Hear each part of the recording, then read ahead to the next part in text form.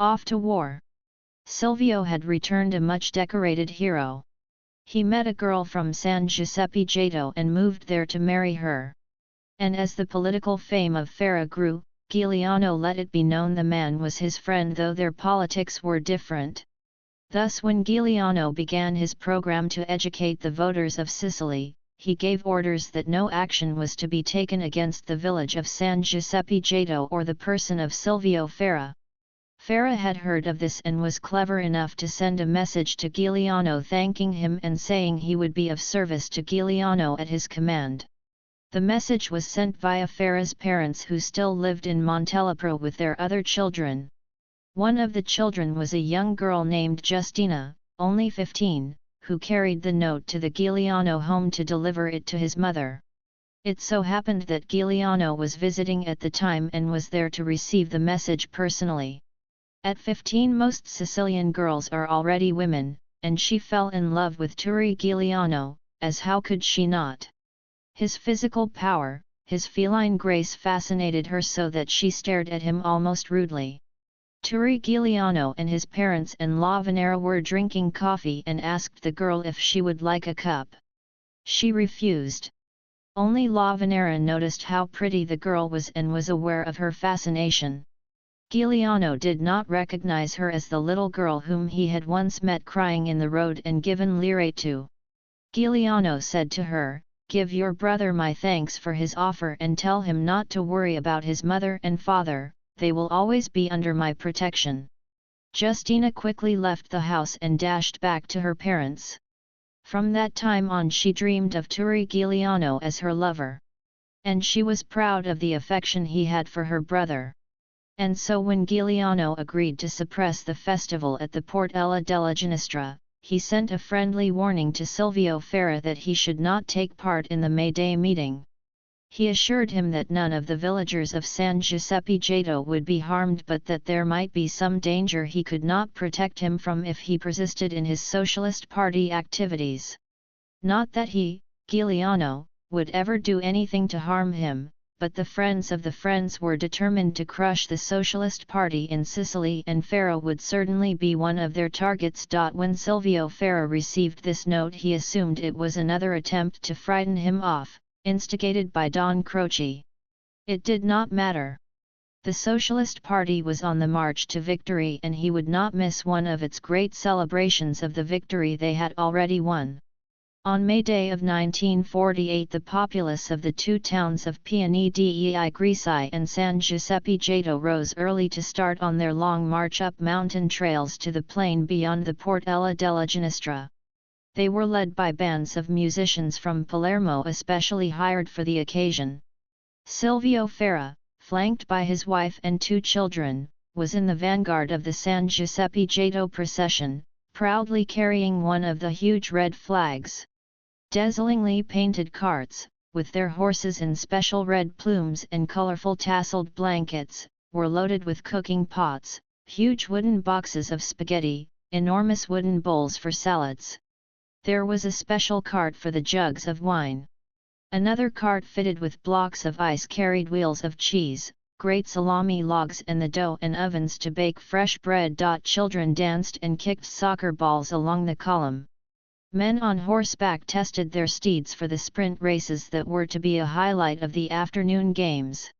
As Silvio Farah led his townspeople toward the narrow mountain pass called the Portella della Ginestra, the people of Piani dei Greci converged from the other road, holding their red flags and Socialist Party standards high. The two crowds mixed, exchanging exuberant greetings as they walked on, gossiping about the latest scandals in their villages and speculating on what their victory in the election would bring, what dangers lay ahead.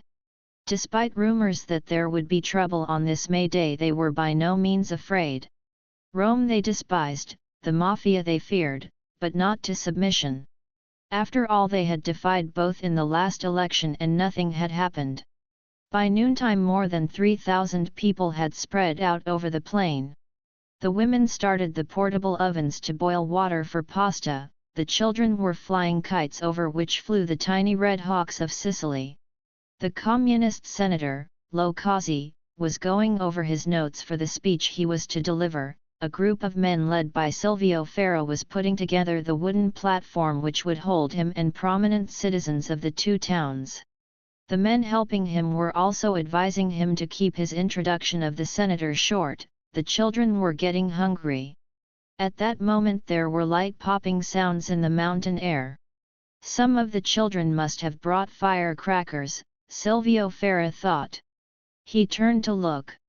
On that same morning, but much earlier, indeed before the smoky Sicilian sun had risen, 2 squads of 12 men each had made the march from Giuliano's headquarters in the mountains above Montelepre down to the mountain range which held the Portella della Ginestra.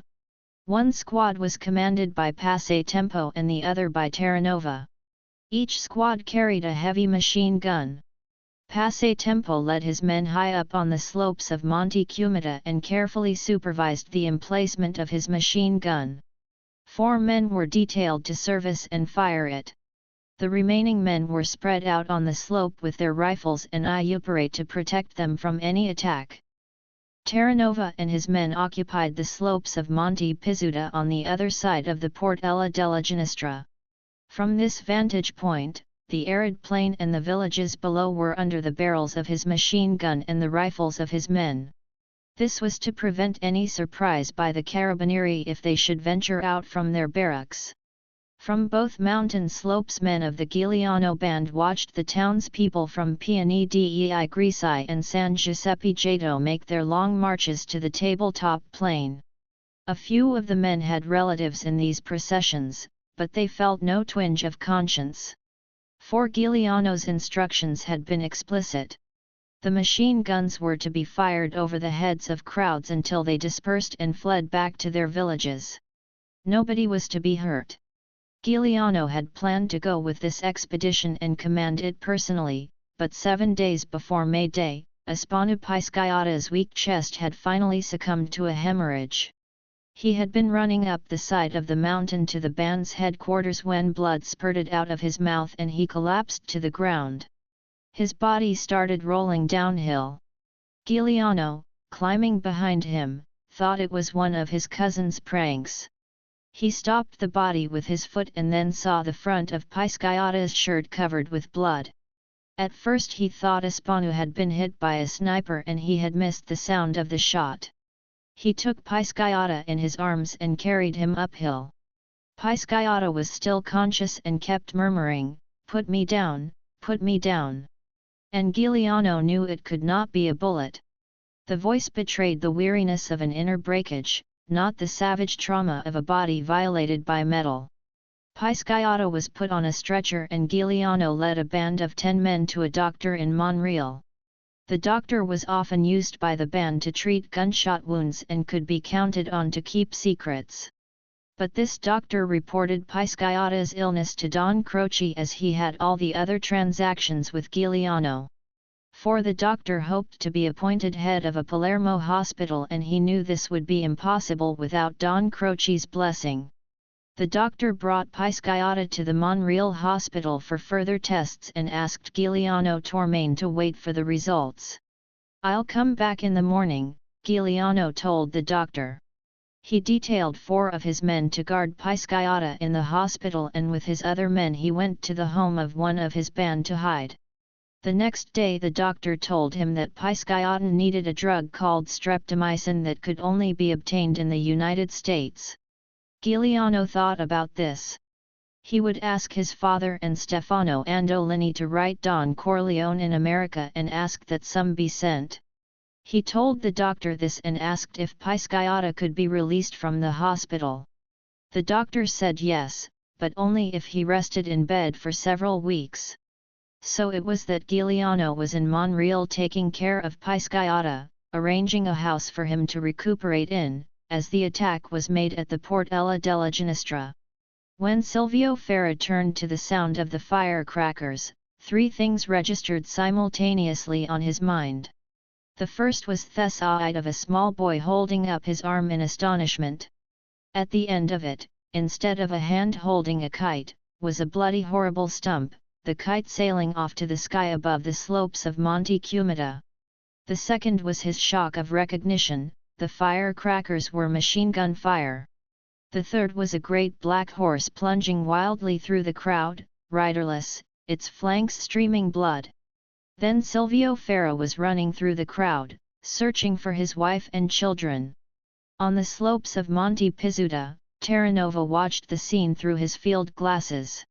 At first he thought people were falling to the ground out of terror, and then he saw motionless bodies sprawled with that peculiar abandon of death, and he struck the machine gunner away from his weapon.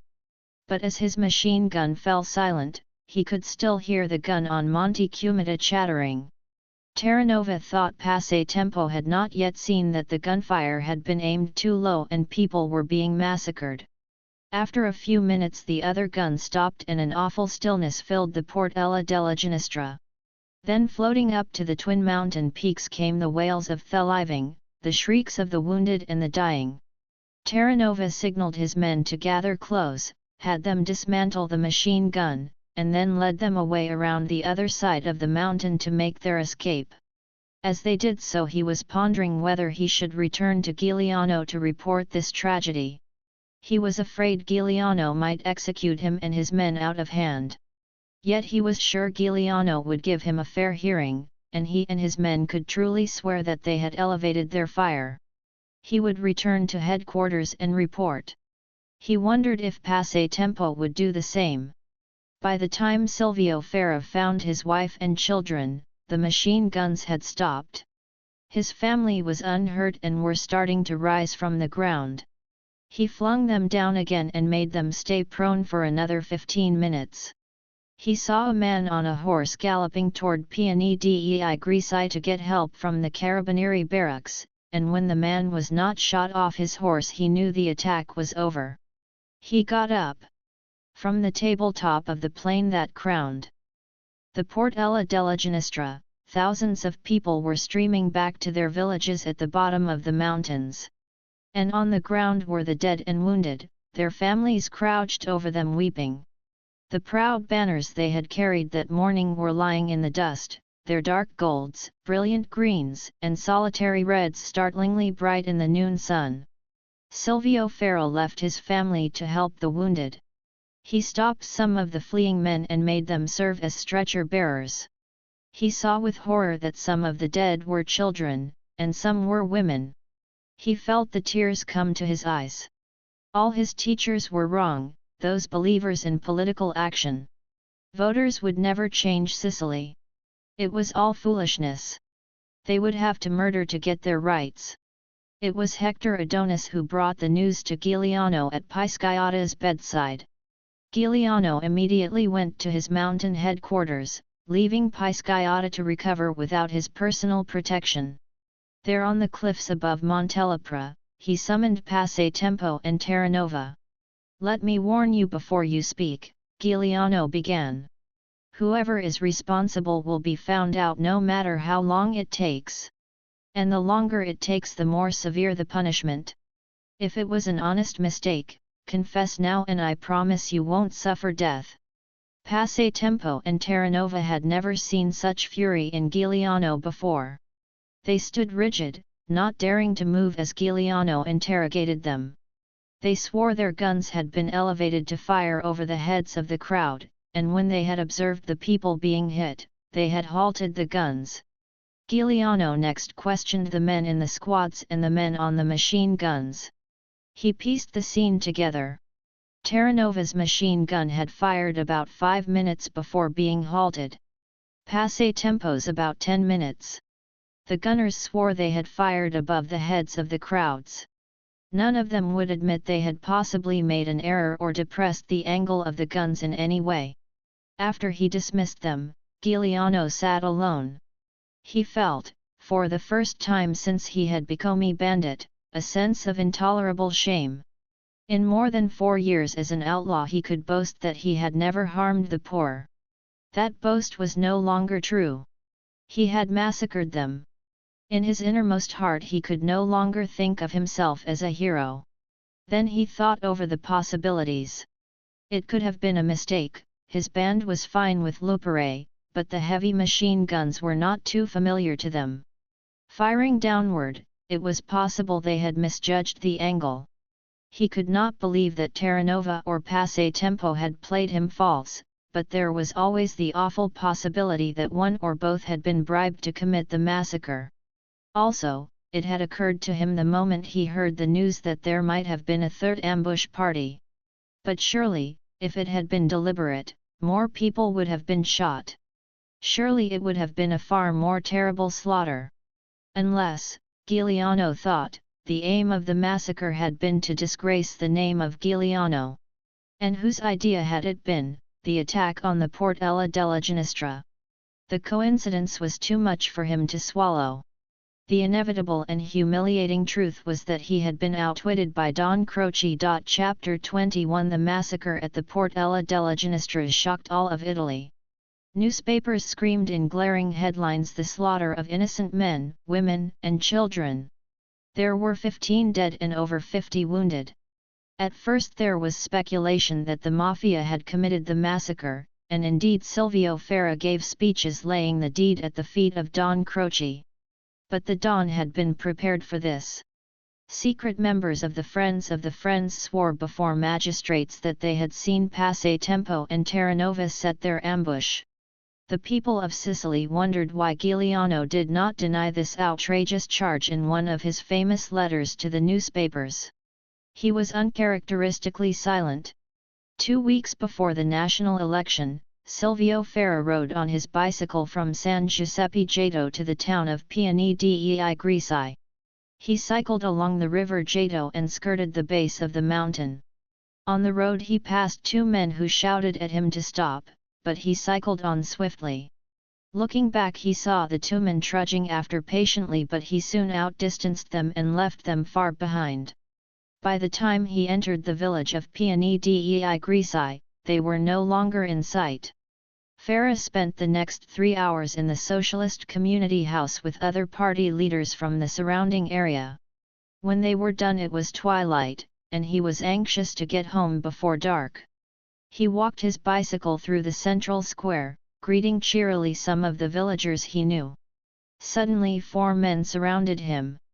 Silvio Ferra recognized one of them as the Mafia chief of Montelepra, and he felt a sense of relief. He had known Quintana as a child, and Ferra also knew that the Mafia was very careful in this corner of Sicily not to irritate Giuliano or break his rules about insults to the poor. And so he greeted Quintana with a smile and said, "You're a long way from home." Quintana said, "Hello, my friend. We'll walk along with you for a bit. Don't make a fuss and you won't be hurt. We just want to reason with you." "Reason with me here," Silvio Ferra said. He felt the first thrill of fear, the same fear that he felt on the battlegrounds of war, a fear he knew he could master. And so now he restrained himself from doing something foolish. 2 of the men arranged themselves alongside him and gripped his arms. They propelled him gently across the square. The bicycle rolled free, then toppled over on its side. Ferra saw the people of the village sitting outside their homes become aware of what was happening. Surely they would come to his aid. But the massacre at the Portella della Ginestra, the general reign of terror, had broken their spirits. Not one of them raised an outcry. Silvio Ferra dug his heels into the ground and tried to turn back to the community house. Even this far away he could see some of his fellow party workers framed in the doorway. Couldn't they see he was in trouble? But nobody left the frame of light. He called out, "Help me!" There was no movement in the village and Silvio Ferra felt a deep sense of shame for them. Quintana pushed him forward roughly. "Don't be a fool," he said. "We only want to talk. Now come with us without making an uproar. Don't get your friends hurt." It was almost dark, the moon was already up. He felt a gun being jabbed into his back and he knew they would kill him in the square if they really meant to kill him. And then they would kill any friends who decided to help. He started walking with Quintana to the end of the village. There was a chance they did not mean to kill him, there were too many witnesses and some had surely recognized Quintana. If he struggled now they might panic and fire their guns. Better to wait and listen. Quintana was speaking to him in a reasonable voice. We want to persuade you to stop all your communist foolishness. We have forgiven your attack on the Friends of the Friends when you accused them of the Ginestra affair. But our patience was not rewarded and it grows short. Do you think it's wise? If you continue you will force us to leave your children without a father. By this time they were out of the village and starting up a rocky path that would lead finally to Monte Cumita. Silvio Farrell looked back despairingly but saw no one following. He said to Quintana, "Would you kill the father of a family over a small thing like politics?" Quintana laughed harshly. "I've killed men for spitting on my shoe," he said. The men holding his arms disengaged themselves and at that moment Silvio Farrell knew his fate. He whirled and started to run down the rocky moonlit path. The villagers heard the gunfire and one of the Socialist Party leaders went to the Carabinieri. The next morning Silvio Farrell's body was found thrown into a mountain crevice. When the police questioned villagers, nobody admitted to seeing what had happened. Nobody mentioned the four men, nobody admitted to having recognized Guido Quintana. Rebellious as they might be, they were Sicilians and would not break the law of omerta. But some told what they had seen to one of Giuliano's band. Many things combined to win the elections for the Christian Democrats. Don Croce and the Friends of the Friends had done their work well. The massacre at the Portella della Ginestra had shocked all Italy, but it had done more than that to Sicilians, it had traumatized them. The Catholic Church, electioneering under the banner of Christ, had been more careful with its charity. The murder of Silvio Farrell was the finishing blow. The Christian Democratic Party won an overwhelming victory in Sicily in 1948, and that helped carry all of Italy. It was clear that they were to rule long into the foreseeable future. Don Croce was the master of Sicily, the Catholic Church would be the national religion and the odds were good that Minister Trezza, not for some years but also not too late, would someday be the premier of Italy. In the end Pisciotto was proved right. Don Croce sent word through Hector Adonis that the Christian Democratic Party could not get the amnesty for Giuliano and his men because of the massacre at the Portella della Ginestra. It would be too much of a scandal, the charges that it had been politically inspired would flare up again. The newspapers would go berserk and there would be violent strikes all over Italy. Don Croce said that naturally Minister Trezza's hands were tied, that the Cardinal of Palermo could no longer help a man who was thought to have massacred innocent women and children, but that he, Don Croce, would continue to work for amnesty. However, he advised Giuliano that it would be better to emigrate to Brazil or the United States, and in that endeavor, he, Don Croce, would help in any way. Giuliano's men were astonished that he showed no emotion at this betrayal, that he seemed to accept it as a matter of course. He took his men further into the mountains and told his chiefs to make their camps near his own so he could assemble them all at a moment's notice. As the days passed, he seemed to retire more and more deeply into his own private world. Weeks went by as his chiefs waited impatiently for his orders. One morning he wandered deep into the mountains by himself without bodyguards. He returned in darkness and stood in the light of the campfires. "Aspanu," he said, "Prince Alberto had summoned all the chiefs an estate of hundreds of thousands of acres on which he grew everything that had made Sicily the breadbasket of Italy for 1,000 years, lemons and oranges, grains, bamboo, olive trees which provided wells of oil, grapes for wine, oceans of tomatoes, green peppers, eggplants of the most royal purple as big as a carter's head. Part of this land was leased to the peasants on a 50-50 basis, but Prince Alberto, like most landowners, would first skim off the top fees for machinery used, seed supplied, and transportation provided, all with interest. The peasant was fortunate to keep 25% of the treasures he had grown with the sweat of his brow. And yet he was well off compared with those who had to hire themselves out on a daily basis and accept starvation wages. The land was rich, but unfortunately the nobles kept a good portion of their estates uncultivated and going to waste. As long ago as 1860 the great Garibaldi had promised the peasants they would own their own land. Yet even now Prince Alberto had 100,000 acres that lay fallow.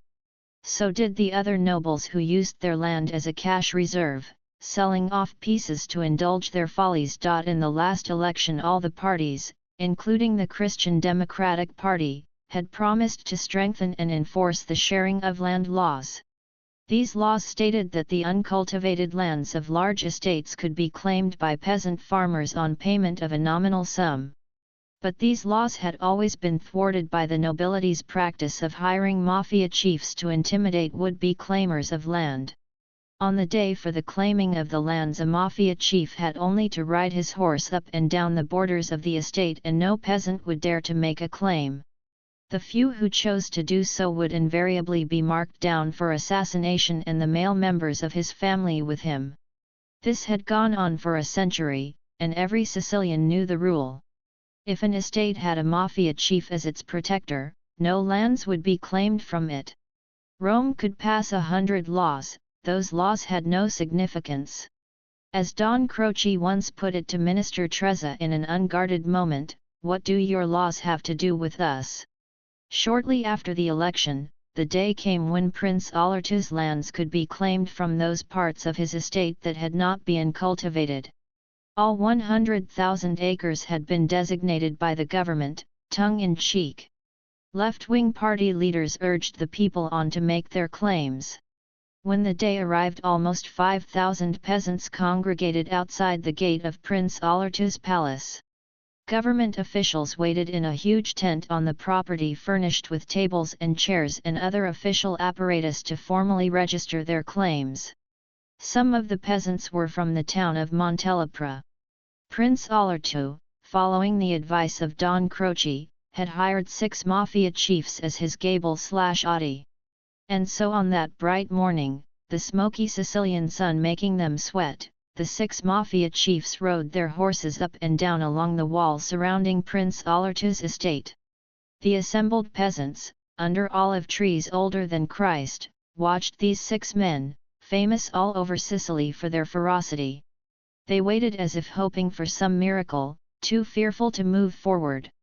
But that miracle would not be the forces of law. Minister Trezza had sent direct orders to the Maresciallo commanding them that carabinieri were to be confined to their barracks. On that day, there was not a formed member of the national police to be seen in the whole province of Palermo. The multitude outside the wall of Prince Alberto's estate waited. The 6 mafia chiefs rode their horses up and down as consistent as metronomes, their faces impassive, their guns sheathed in rifle holsters, iupere on shoulder straps, pistols tucked in their belts hidden by jackets. They made no menacing signs toward the crowd, indeed they ignored them, they simply rode in silence back and forth. The peasants, as if hoping the horses would tire or carry these guardian dragons away, opened their food sacks and uncorked their wine bottles. They were mostly men, only a few women, and among these was the girl Justina with her mother and father. They had come to show their defiance for the murderers of Silvio Ferra. And yet none of them dared pass the line of slowly moving horses, dared to claim the land that was theirs by right of law. It was not only fear that restrained them, these riders were men of respect who were in fact the lawgivers of the towns they lived in. The Friends of the Friends had established their own shadowy government that functioned more effectively than the government in Rome. Was there a thief or cattle rustler stealing a peasant's cattle and sheep? If the victim reported the crime to the carabinieri, he would never recover his goods. But if he went to see these mafia chiefs and paid a 20% fee, the lost stock would be found and he would receive a guarantee that it would not happen again. If a hot-tempered bully murdered some innocent workman over a glass of wine, the government could rarely convict because of perjured testimony and the law of omerta. But if the victim's family went to one of these 6 men of respect, then vengeance and justice could be had. Chronic petty thieves in poor neighborhoods would be executed, feuds settled with honor, a quarrel over land boundaries resolved without the expense of lawyers. These 6 men were judges whose opinions could not be appealed or ignored, whose punishments were severe and could not be evaded except by emigration. These 6 men had power in Sicily that not even the Premier of Italy could exercise. And so the crowd remained outside Prince Olerto's walls. The 6 mafia chiefs did not ride close together, that would have been a sign of weakness. They rode separately, like independent kings, each carrying his own particular brand of terror.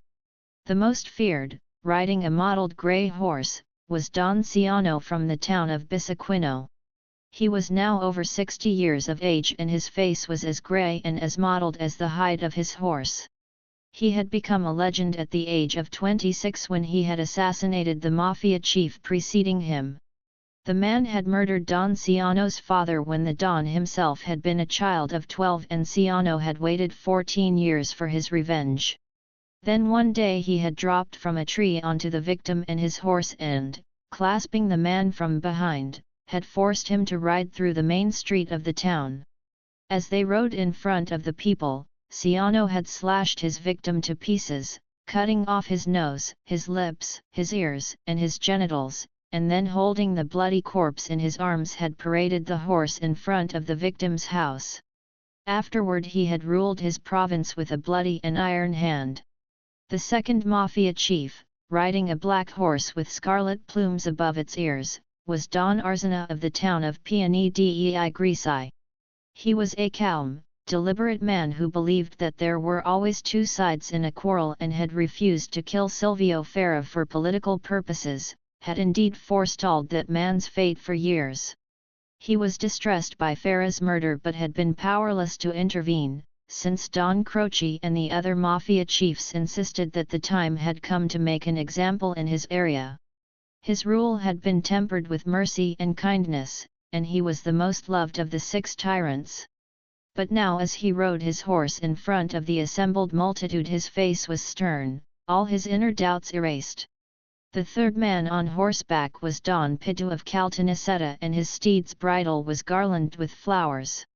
He was known to be susceptible to flattery and vain of his appearance, jealous of power and murderous to the aspirations of young men. At a village festival, a young peasant gallant had stricken the local women dumb with admiration because he wore bells on his ankles when he danced, wore a shirt and trousers made of green silk, tailored in Palermo, and sang as he played a guitar manufactured in Madrid. Don Pitu had been incensed with the adulation shown this rural Valentino, furious that Thuomen did not admire a real man like himself rather than this simpering, effeminate youth, who danced no more after that fateful day but was found on the road to his farm, his body riddled with bullets. The 4th mafia chief was Don Marcuzzi of the town of Villamura, who was known to be an ascetic and had his own chapel in his home like the old nobility. Don Marcuzzi, despite this one affectation, lived very simply, and was personally a poor man since he refused to profit by his power. But he enjoyed that power enormously. He was tireless in his endeavors to help his fellow Sicilians, but he was also a true believer in the old ways of the friends. He had become a legend when he executed his favorite nephew for committing an infamita, the breaking of the law of omerta, giving information to the police against a rival mafia faction. The 5th man on horseback was Don Bucciula of Partinico, who had come to see Hector Adonis in behalf of his nephew on the long ago, fateful day when Turi Giuliano became an outlaw. Now, 5 years later, he was heavier by 40 pounds. He still wore his opera peasant clothes despite the fact that he had become enormously wealthy in those 5 years. His ferocity was benign, but he could not abide dishonesty and executed thieves with the same righteousness as those 18th-century English high justices proclaiming the death penalty on child pickpockets. The 6th man was Guido Quintana, who, though nominally of Montelepra, had made his reputation by taking over the bloody battleground of the town of Corleone. He had been forced to do this because Montelepra was directly under the protection of Giuliano. But in Corleone, Guido Quintana had found what his murderous heart yearned for. He had settled 4 family feuds by the simple expedient of wiping out opponents to his decisions. He had murdered Silvio Ferra and other union organizers. He was perhaps the only mafia chief who was hated more than he was respected. These were the 6 men who, by their reputations and the respect and enormous amount of fear they could generate, barred the lands of Prince Alerta to the poor peasants of Sicily. 2 Jeeps full of armed men sped down the Montella Prepaimo road and turned off on the path that led to the estate wall. All but 2 of the men were masked with wool coverings that had slits cut open over the eyes. The 2 unmasked men were Turi Giuliano and Ispanu Pisciata. The masked men included Corporal Canio Silvestro, Passe Tempo, and Terranova. Andolini, also masked, covered the road from Palermo. As the jeeps pulled up about 50 feet from the mafia horsemen, additional men pushed through the crowd of peasants. They too were masked. They had been picnicking in the grove of olive trees. When the 2 jeeps appeared, they had opened food baskets and taken out their weapons and their masks. They spread out into a long half-circle and covered the horsemen with their rifles. All told, there were about 50 of them. Turi Giuliano jumped out of his jeep and checked to see that everyone was in place. He watched the 6 riders going back and forth. He knew they had seen him, and he knew the crowd too had recognized him. The smoky Sicilian afternoon sun tinged the green landscape with red. Giuliano wondered how these thousands of tough peasants could be so intimidated that they let 6 men keep the bread out of the mouths of their children. Ispanu Pisciata was waiting like an impatient viper beside him. Only Ispanu had refused to wear a mask, all the others had feared a vendetta from the families of the 6 mafia chiefs and from the friends of the friends. Now Giuliano and Pisciata would bear the brunt of the vendetta. They both wore the gold buckles engraved with the lion and the eagle. Giuliano had only a heavy pistol in a holster hanging from his belt. He also wore the emerald ring he had taken from the Duchess years ago. Pisciata carried a machine pistol cradled in his arms.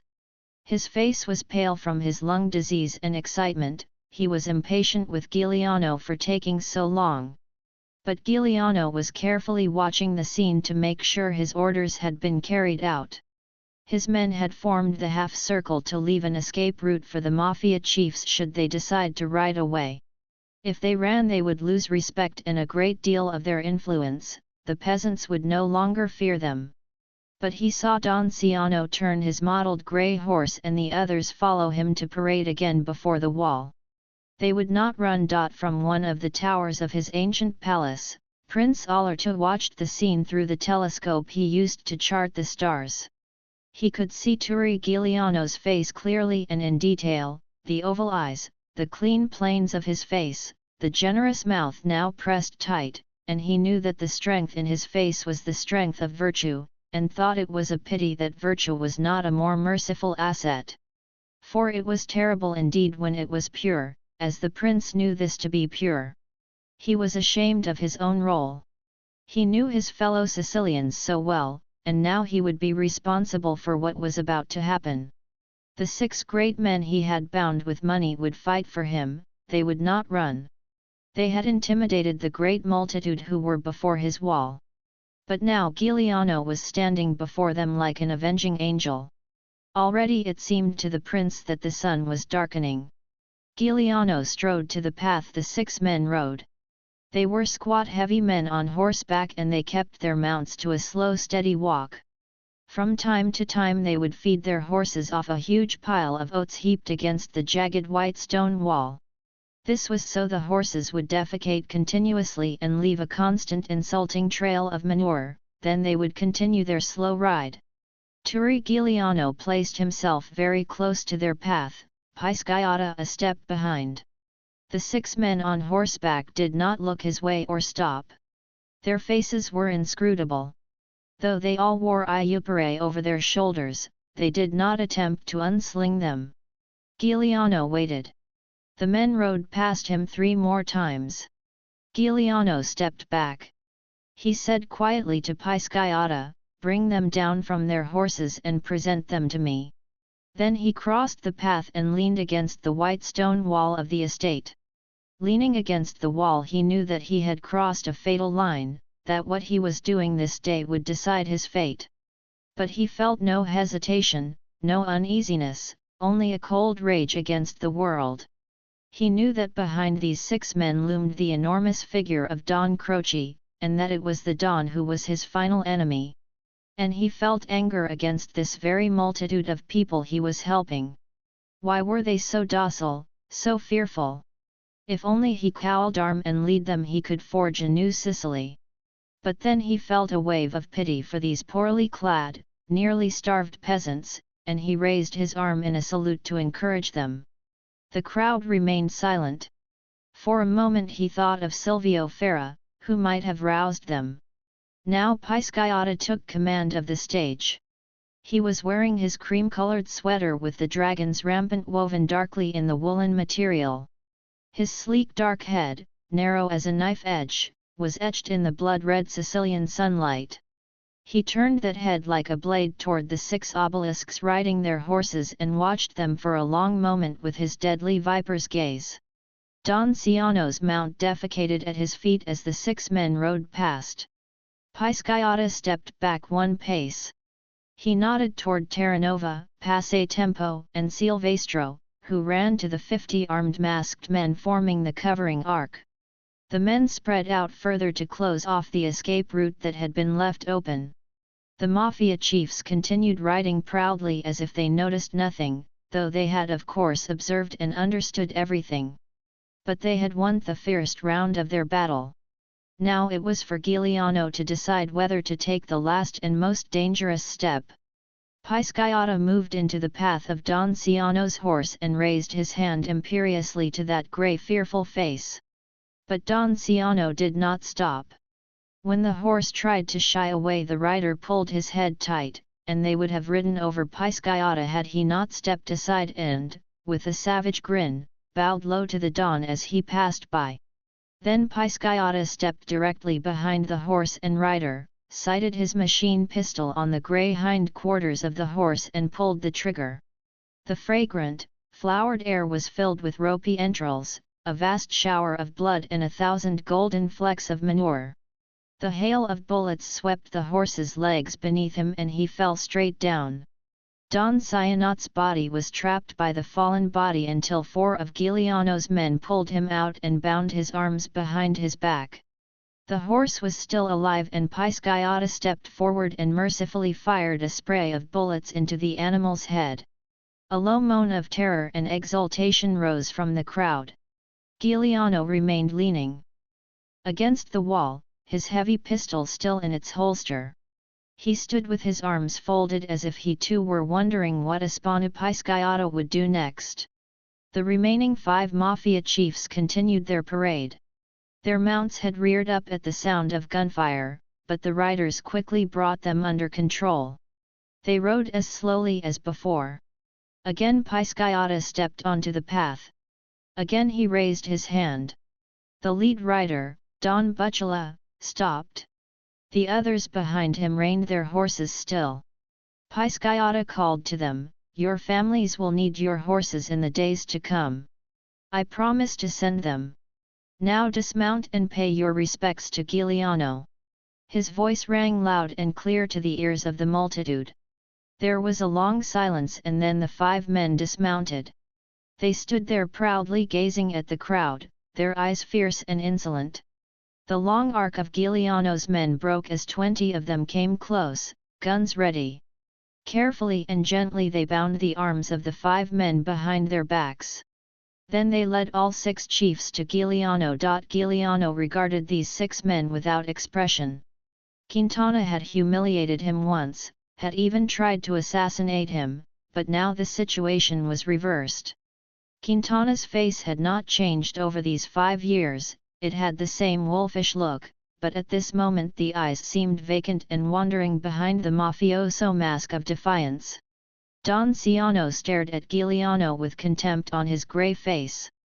Bucciula seemed a little astonished, as if he were surprised by so much ill feeling in an affair that did not really concern him. The other dons looked him coldly in the eye as ultimate men of respect must do. Giuliano knew them all by reputation. As a child he had feared some of these men, especially Don Ciano. Now he had humiliated them before all Sicily and they would never forgive him. They would be deadly enemies forever. He knew what he must do, but he knew also that they were beloved husbands and fathers, that their children would weep for them. They gazed past him proudly, giving no signs of fear. Their message was clear. Let Giuliano do what he had to do, if he had the belly for it. Don Ciano spat at Giuliano's feet. Giuliano looked at them in the face, each separately. "Kneel and make your peace with God," he said. None of the men moved. Giuliano turned and walked away from them. The 6 mafia chiefs stood outlined against the white stone wall. Giuliano reached his line of men, then turned.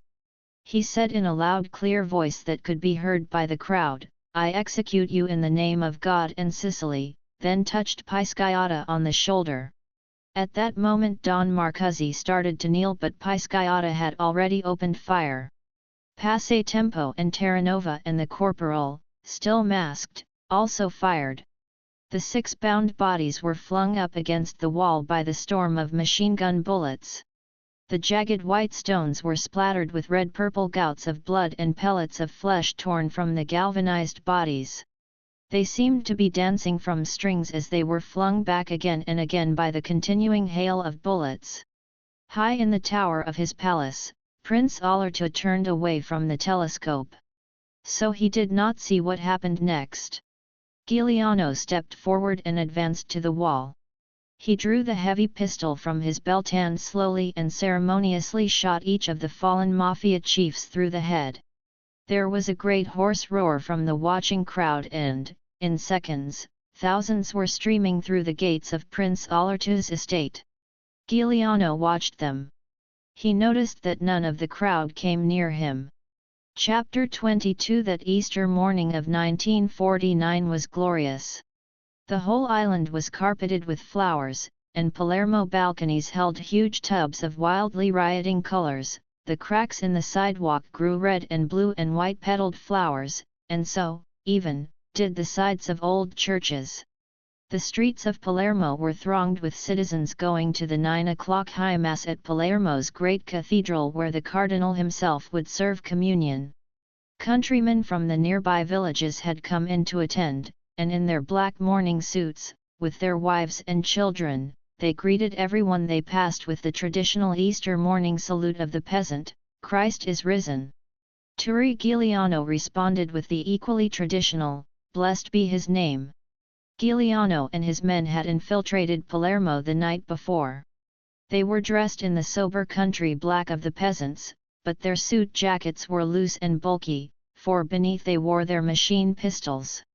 Giuliano was familiar with the streets of Palermo. In his 6 years as a bandit he had often sneaked into the city to direct the kidnapping of a wealthy noble or to dine at a famous restaurant and to leave his challenging note under the plate. Giuliano was never in danger on these visits. He always walked the streets with Corporal Canio Silvestro by his side. Another 2 men would walk 20 paces ahead of him, 4 more would walk on the other side of the street, another 2 men would walk 20 paces behind. And another 2-man team still further back. If Giuliano were stopped by the carabinieri to show his identification papers, they were an easy target for these men who were prepared to shoot without mercy. When he entered a restaurant, the dining rooms would be crowded with his bodyguards at other tables. This morning, Giuliano had brought 50 men into the city. They included Ospanu Pisciotta, the corporal, and Terranova. Passatempo and Stefano Andolini had been left behind. When Giuliano and Pisciotta entered the cathedral, 40 of his men entered with them, the other 10 men with the corporal and Terranova were with the escape vehicles in the rear of the building. The cardinal was conducting the mass, and in his white and golden vestments, the great crucifix hanging from his neck, and with his melodious voice, he created an awesome aura of inviolable sanctity. The cathedral was filled with great statues of Christ and the Virgin Mary. Giuliano dipped his fingers into the holy water basin decorated with reliefs of the Passion of Christ. When he knelt he saw the vast domed ceiling and along the walls the banks of rose-colored candles that served as votive lights to the statues of saints. Giuliano's men dispersed themselves along the walls close to the altar. The seats were filled by the vast multitude of worshippers, the countrymen in black, the townspeople in vivid Easter finery. Giuliano found himself standing by the famous statue of the Virgin and the Apostles, and he was caught by its beauty for one brief moment. The chanting of the priests and altar boys, the murmured responses to the multitude of worshippers, the perfume of exotic subtropical flowers on the altar, the devoutness of these supplicants had their effect on Giuliano. The last time he had attended Mass was the Easter morning 5 years before, when Frizella, the barber, had betrayed him. On this Easter morning he felt a sense of loss and of dread. How many times had he said to doomed enemies, "I execute you in the name of God and Sicily," and waited for them to murmur the prayers he heard now. For a moment he wished he could make them all rise, as Christ had risen, to lift them out of the eternal darkness he had hurled them into. And now on this Easter morning he might have to send a cardinal of the Church to join them. This cardinal had broken his promise, had lied to and betrayed him, and become his enemy. It did not matter how beautifully he chanted in this vast cathedral. Would it be impertinent to tell the cardinal to make his peace with God?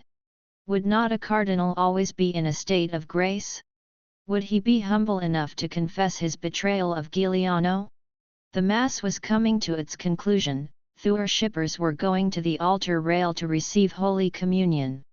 Some of Giuliano's men along the walls were kneeling to receive. They had confessed to Abbot Manfredi at his monastery the day before and were pure, since they would not have to commit their crime until after this ceremony. The multitude of worshippers, happy with the Easter rising of Christ, cheerful for the washing out of their sins, exited the cathedral and filled the piazza going on to the avenue. The cardinal went behind the altar and his acolyte pressed upon his brow the conical mitre of an archbishop. With this headdress the cardinal seemed a foot taller, the elaborate gold scrolls on the front of the mitre gleamed over his rugged Sicilian face. The impression was one of power rather than holiness. Accompanied by a flock of priests, he started on his traditional steps of prayer at each of the 4 chapels of the cathedral.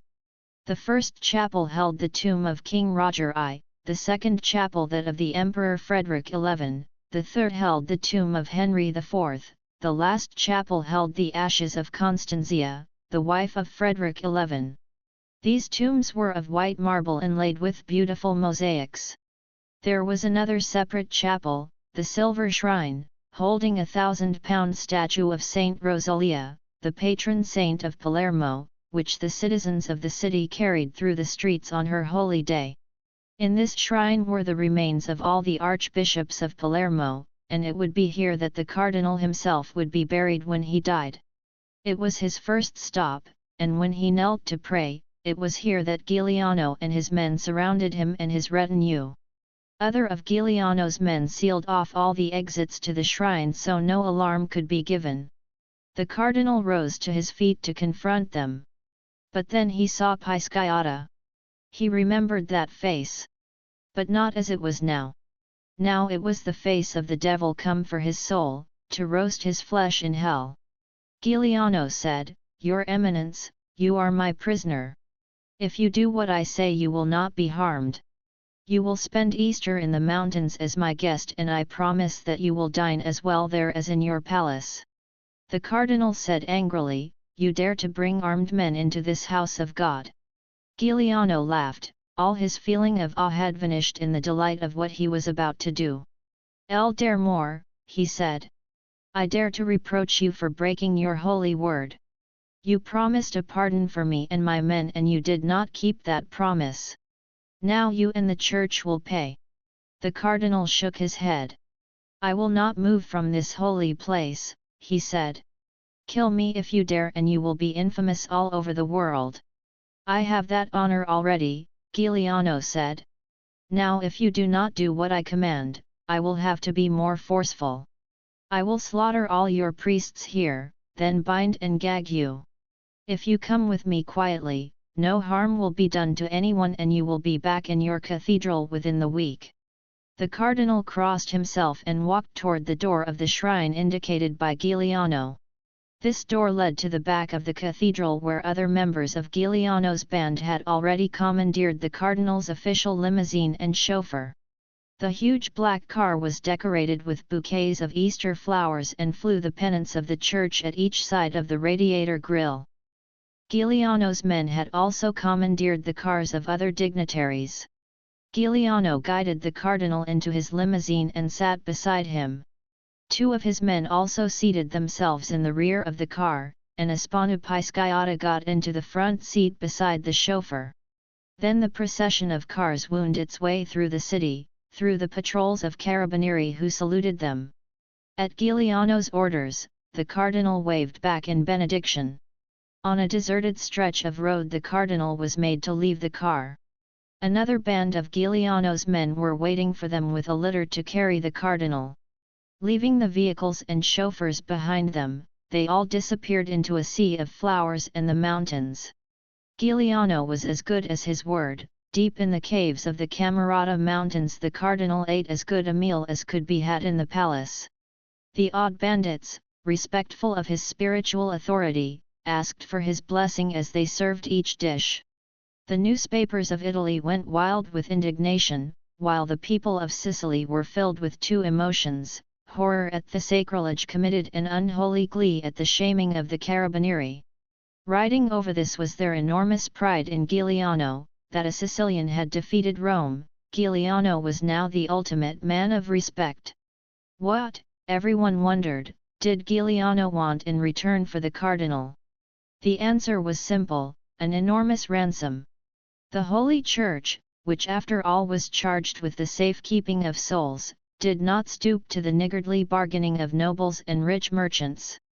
It paid the ransom of 100 million lire immediately. But Giuliano had one more motive. He said to the cardinal, "I'm a peasant, not instructed in the ways of heaven. But I have never broken my word. And you, a cardinal of the Catholic Church, with all your holy garments and crosses of Jesus, lied to me like a heathen Moor. Your sacred office alone will not save your life." The cardinal felt his knees weaken. Giuliano continued, "But you are fortunate. I have another purpose for you." He then made the cardinal read his testament.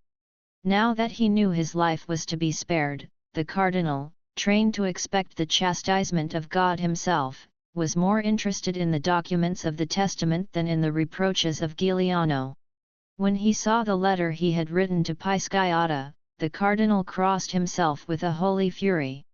Giuliano said, "My dear cardinal, take the knowledge of this document back to the Church and Minister Trezza. You have seen the proof of my ability to destroy the Christian democratic government. My death will be your great misfortune. The testament will be in a safe place that you cannot reach. If any of them doubts me, tell them to ask Don Croce how I deal with my enemies." It was a week after the cardinal's kidnapping that Lavanero left Giuliano. For 3 years he had crept through the tunnel into her house. In her bed, he reveled in the comforts of her solid body, the warmth and shelter. She had never complained, never asked for more than his pleasure. But tonight was different. After they made love, she told him she was moving away to relatives who lived in Florence. "My heart is too weak," she told him. "I can't bear the danger that is your life. I dream of you being shot down before my eyes. The carabinieri killed my husband as if he were some animal, in front of his house. They kept firing until his body was a bundle of bloody rags. I dream of it happening to you." She pulled his head down to her breast. "Listen," she said, "listen to my heart." And he listened. And was moved to pity and love by the pounding erratic beat. The bare skin beneath her heavy breast was salty with the sweat of her inner terror. She was weeping, and he stroked her thick black hair. "You've never been afraid before," Giuliano said. "Nothing is changed. La Venera shook her head violently. Turi, you've become too reckless. You have made enemies, powerful enemies. Your friends fear for you. Your mother goes pale with every knock on the door. You can't escape forever. Giuliano said, but I haven't changed. La Venera began to weep again. Ah, Turi, yes you have changed. You are so quick to kill now. I don't say you're cruel, you are careless with death. Giuliano sighed. He saw how frightened she was and it filled him with a sorrow he could not quite understand. Then you must go, he said. I'll give you enough money so that you can live in Florence. Someday this all will be over. There will be no more killing. I have my plans. I will not be a bandit forever. My mother will sleep at night and we will all be together again. He could see that she did not believe him. In the morning before he left, they made love again, all hot passion, their bodies plunging against each other wildly for the last time. Chapter 23 Turi Giuliano had finally succeeded in doing what no other statesman or national politician had succeeded in doing.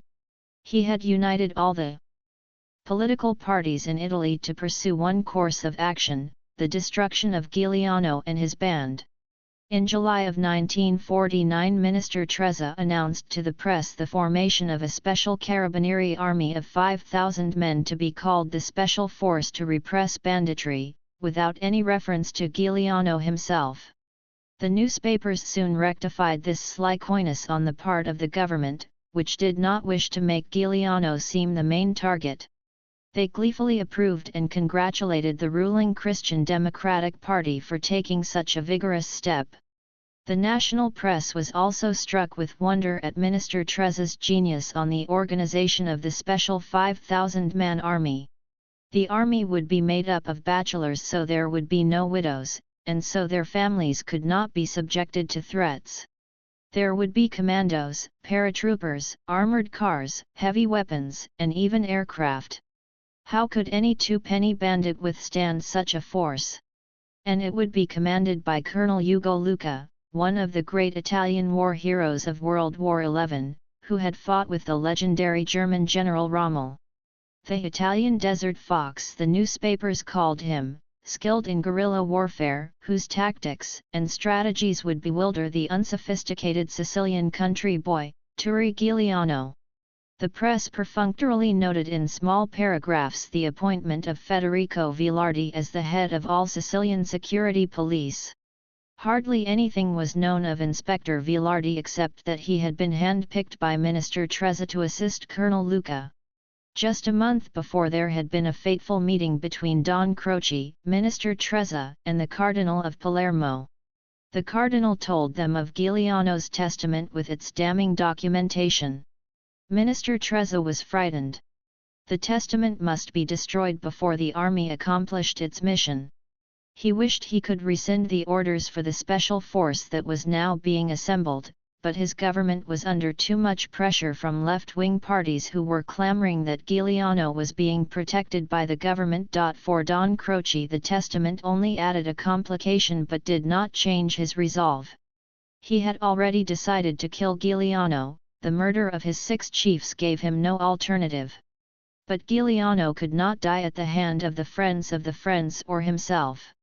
He was too great a hero, his murder would be too great a crime for even the friends to live down. It would focus the hatred of Sicily upon them. In any case, Don Croce realized he had to accommodate himself to Trezza's needs. After all, this was the man he wanted to make the Premier of Italy. He said to the minister, "Our course must be this. Certainly you have no choice, you must pursue Giuliano. But try to keep him alive until I can nullify the testament, which I guarantee I can do." The minister nodded grimly. He clicked on the intercom and said commandingly, "Send in the inspector." A few seconds later a tall man with frigid blue eyes entered the room. He was thin, beautifully dressed and had an aristocratic face. "This is Inspector Federico Vilardi," the minister said. "I am about to announce his appointment as the head of all security police in Sicily." He will be coordinating with the head of the army I am sending to Sicily. He introduced the men to each other and explained to Vilardi their problem about the testament and its threat to the Christian democratic regime. "My dear Inspector," the minister said, "I ask you to consider Don Croce as my personal representative in Sicily. You will give him any information he requires as you would to me. Do you understand?" The inspector took a long time to digest this particular request. Then he understood. His task would be to advise Don Croce as to all the plans the invasion army made in their war against Giuliano. Don Croce, in turn, would pass on that information to Giuliano so that he could escape capture until the Don thought it safe to end his career. Inspector Vilardi said, "Am I to give all information to Don Croce? Colonel Luca is no fool, he will soon suspect there is a leak and perhaps cut me out of his planning sessions. If you have any trouble," the minister said, "refer him to me. Your real mission is to secure the testament, and to keep Giuliano alive and free until that is done." The inspector turned his cold blue eyes on Don Croce. "I will be happy to serve you," he said. "But I must understand one thing. If Giuliano is captured alive before the testament is destroyed, what do I do then?" The Don did not mince words, he was not a government official and could speak frankly. That would be an unbearable misfortune. Colonel Ugo Luca, the designated commander of the special force to repress banditry, was hailed by the newspapers as an inspired choice.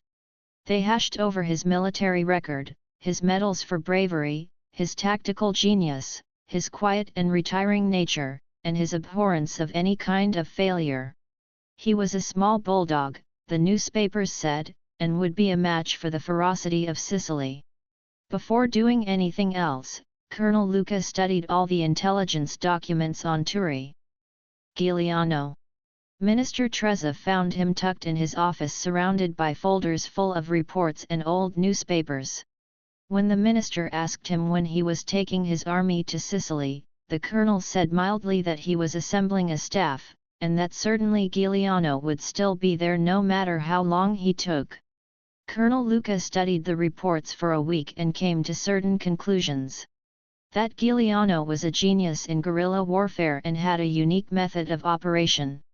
He kept only a cadre of 20 men about his person, and these included his chiefs, Aspano Pisciata as his second-in-command, Canio Silvestro as his personal bodyguard and Stefano Andolini as chief of intelligence and his contact messenger to Don Croce and mafia networks. Terranova and Passatempo had their own bands and were allowed to operate independently of Giuliano's direct command unless there was a concerted action. Terranova carried out Giuliano's kidnappings and Passatempo the train and bank hold-ups that Giuliano planned. It became clear to the colonel that there were no more than 300 men in the whole Giuliano band. Then how, the colonel wondered, had he existed for 6 years, how had he outfought the carabinieri of an entire province and almost absolutely controlled the entire northwest of Sicily? How had he and his men escaped searches of the mountains by large government forces? It could only be that Giuliano summoned up extra men from among the peasants of Sicily whenever he needed them. And then when the government searched the mountains, these part-time bandits would escape into the towns and farms to live like ordinary peasants. It also followed that many of the citizens of the town of Montelepra had to be secret members of the band. But most important was Giuliano's popularity. There was little chance that he would ever be betrayed, and there was no doubt that if he made an open call to revolution, thousands would flock beneath his banner. Finally, there was another puzzling thing, Giuliano's cloak of invisibility. He appeared at one place and then seemed to vanish into thin air. The more Colonel Luca read, the more he was impressed. Then he came to something he knew he could take immediate action against. It might look like nothing much, but it would be important in the long run. Giuliano had often written letters to the press that always began, "If, as I have been led to believe, we are not enemies, you will publish this letter," and then went on to present his point of view on his latest acts of banditry. To Colonel Luca's mind, that opening phrase was a threat, a coercion. And the body of the letter was enemy propaganda. There were explanations of kidnappings, of robberies, and how the money went to the poor of Sicily. When Giuliano had a pitched battle with the Carabinieri and killed some of them, a letter was always sent to explain that in war soldiers had to die. There was a direct plea to the Carabinieri not to fight. And another letter came after the execution of the 6 mafia chiefs, explaining that only by that deed could the peasants claim the land due to them by law and human morality. Colonel Luca was astounded that the government had allowed these letters to be published. He made a note to ask Minister Trezza for the power of martial law in Sicily so that Giuliano could be cut off from his public. Another thing he searched for was any information that Giuliano had a woman, but he could find nothing. Though there were reports that the bandits used the brothels in Palermo and that Pisciotto was a womanizer, Giuliano seemed to have lived a sexless life for the last 6 years. Colonel Luca, being an Italian, could not believe this possible. There must be a woman in Montelepra, and when they found her half the job would be done. What he also found interesting was the record of Giuliano's attachment to his mother and hers to him. Giuliano was a devoted son to both parents, but he treated his mother with a special veneration. Colonel Luca made a particular note of this too. If Giuliano really had no woman, the mother could be used to bait a trap. When all this preparation was over, Colonel Luca organized his staff. The most important appointment was Captain Antonio Perenz as his aide-de-camp and personal bodyguard. Captain Perenz was a heavy, almost fat, man with genial features and an easy disposition, but Colonel Luca knew him to be extraordinarily brave. There might come a time when that bravery could save the colonel's life. It was September 1949 before Colonel Luca arrived in Sicily with the first increment of 2,000 men. He hoped this would be enough. He did not wish to glorify Giuliano by bringing a 5,000-man army against him. This was, after all, only a bandit who should easily have been dealt with sooner. His first move was to order the Sicilian newspapers to discontinue the publication of Giuliano's letters. His second move was to arrest Giuliano's mother and father on the charge of conspiracy with their son. The next was to arrest and detain for questioning over 200 men in Montelepra on charges that they were secret members of Giuliano's band. All those arrested were transported to jails in Palermo that were heavily guarded by Colonel Luca's men. All these actions were taken under laws from the fascist regime of Mussolini still on the books. The Giuliano house was searched and the secret tunnels found. La Venera was arrested in Florence. But she was released almost immediately when she claimed she never knew that the tunnels existed. Not that she was believed, but Inspector Vilardi wanted her free in the hope that Giuliano would visit her. The press of Italy lauded Colonel Luca to the skies. Here finally was a man who was serious. Minister Trezza was delighted with his choice, especially when he received a warm letter of congratulation from the Premier. Only Don Croce was not impressed. The first month, Turi Giuliano had studied Luca's actions, the deployment of the Carabinieri army. He admired the colonel's astuteness in forbidding the newspapers to print his letters, cutting off his vital communication to the people of Sicily. But when Colonel Luca indiscriminately arrested the citizens of Montelepra, guilty and innocent alike, the admiration turned into hatred. And with the arrest of his parents, Giuliano went into a cold murderous rage. For 2 days Giuliano sat in his cave deep in the Camerata Mountains. He made his plans and reviewed what he knew about Colonel Luca's army of 2,000 Carabinieri. At least 1,000 of them were stationed in and around Palermo, waiting for him to try to rescue his parents. The other 1,000 were concentrated in the area around the towns of Montelepra, Piani dei Grisi, San Giuseppe Jato Partinico, and Corleone, many of its citizens secret members of the band who could be recruited for a battle. Colonel Luca himself made his headquarters in Palermo and was invulnerable there. He would have to be lured out. Giuliano channeled his rage into the making of tactical plans. They had a clear arithmetical pattern to him, simple as the game of a child. They nearly always worked, and if they did not he could always disappear back into his mountains. But he knew that everything depended upon faultless execution, every little detail perfected.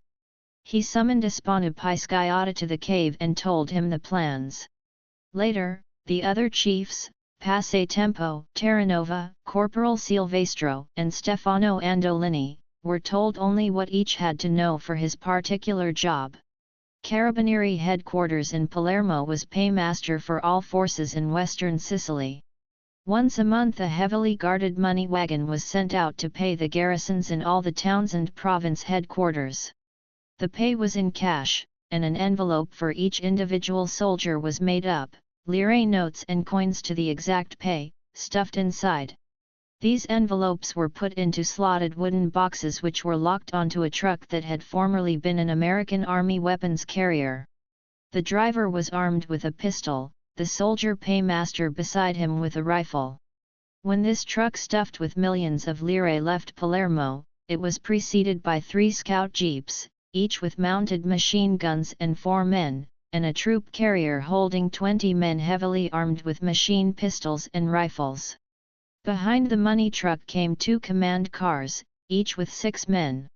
All these vehicles had radio communication to call Palermo or the nearest Carabinieri barracks for reinforcements. There was never any fear that bandits would make an attack on such a force.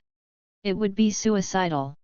The payroll caravan left Palermo early in the morning and made its first stop at the small town of Tommaso Natali. From there it swung onto the mountainous road to Montelepra. The paymaster and his guards knew it would be a long day and they drove quickly. They ate pieces of salami and chunks of bread and drank wine from bottles as they rode.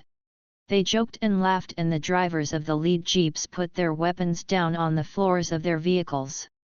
But when the caravan rode over the top of the last hill that led down into Montelepra, they were amazed to see the road ahead filled with a vast flock of sheep. The jeeps leading the column made their way into the flock, and the guards shouted at the roughly clothed shepherds. The soldiers were anxious to get inside the cool barracks and eat a hot meal, to strip to their underwear and loll in the beds or play cards for their noon-hour break. There could be no danger. Montelepra, only a few miles away, had a garrison of 500 men of Colonel Luca's army. Behind them, they could see the truck carrying the payroll enter the vast sea of sheep but did not see that it had become becalmed there, that no path opened up for it. The shepherds were trying to clear the way for the vehicle. They were so busy they did not seem to notice that the troop carriers blasted their horns, the guards shouted and laughed and cursed. There was still no alarm. But suddenly there were 6 shepherds pressed close to the paymaster truck. 2 of them produced guns from beneath their jackets and kicked the driver and paymaster out of the truck. They disarmed the 2 carabinieri. The other 4 men threw out the boxes full of pay envelopes. Passatempo was the leader of this band, and his brutish face, the violence of his body, cowed the guards as much as the guns. At the same moment the slopes around the road came alive with bandits holding rifles and machine pistols. The 2 command cars at the rear had their tires blown out by gunfire and then Pisciotta stood in front of the first car. He called out, "Descend slowly, without your weapons, and you'll eat your spaghetti tonight in Palermo. Don't be heroes, it's not your money we're taking." Far up in front, the troop carrier and the 3 scout jeeps reached the bottom of the last hill and were about to enter Montelepra when the officer in charge realized there was nothing behind him. Now even more sheep were on the road cutting him off from the rest of the convoy. He picked up his radio and ordered one of the jeeps to go back. With a hand signal he directed the other vehicles to pull over to the side of the road and wait. The scout jeep made its turn and started back up the hill it had just come down. Halfway up it met a hail of machine gun and rifle fire. The 4 men in the jeep were riddled with bullets, and without a driver the jeep lost momentum and slowly rolled back down the hilly road toward the convoy. The Carabinieri commanding officer sprang out of his scout jeep and shouted at the men in the troop carrier to dismount and form a skirmishing line. The other 2 jeeps took off like frightened hares scuttling for cover. But this force was effectively neutralized. They could not rescue the paymaster truck since it was over on the other side of the hill. They could not even fire on Giuliano's men, who were stuffing the money-filled envelopes into their jackets. Giuliano's men held the high ground and obviously had the firepower to slaughter any attackers. The best the army could do was set up a skirmish line under cover and fire away. The Maresciallo of Montelepra had been waiting for the paymaster. By the end of the month he was always short of money and, like his men, anticipated a night in Palermo dining at a good restaurant with charming women and friends. When he heard the gunfire he was bewildered. Giuliano would not dare attack one of his patrols in broad daylight, not with Colonel Luca's auxiliary force of 500 soldiers in the area. At that moment the Maresciallo heard a tremendous explosion at the gate of the Bellampo barracks. One of the armored cars parked in the rear had blown up into an orange torch. Then the Maresciallo heard the clatter of heavy emplaced machine guns from the direction of the road that led to Castelvetrano and the coast city of Trapani, followed by a constant rattling hail of small arms fire from the base of the mountain range outside the town. He could see his patrols in the town of Montelepra itself streaming back to the barracks, in jeeps and on foot, fleeing for their lives, and slowly it dawned upon him that Turi Giuliano had thrown all his forces at the 500-man garrison of Colonel Luca. On a high cliff above Montelepra, Turi Giuliano observed the robbing of the payroll through his binoculars. By turning 90 degrees he could also see the battle in the streets of the town, the direct attack on the Bellampo barracks and the engagement of Carabinieri patrols on the coastal roads. All his chiefs were functioning perfectly.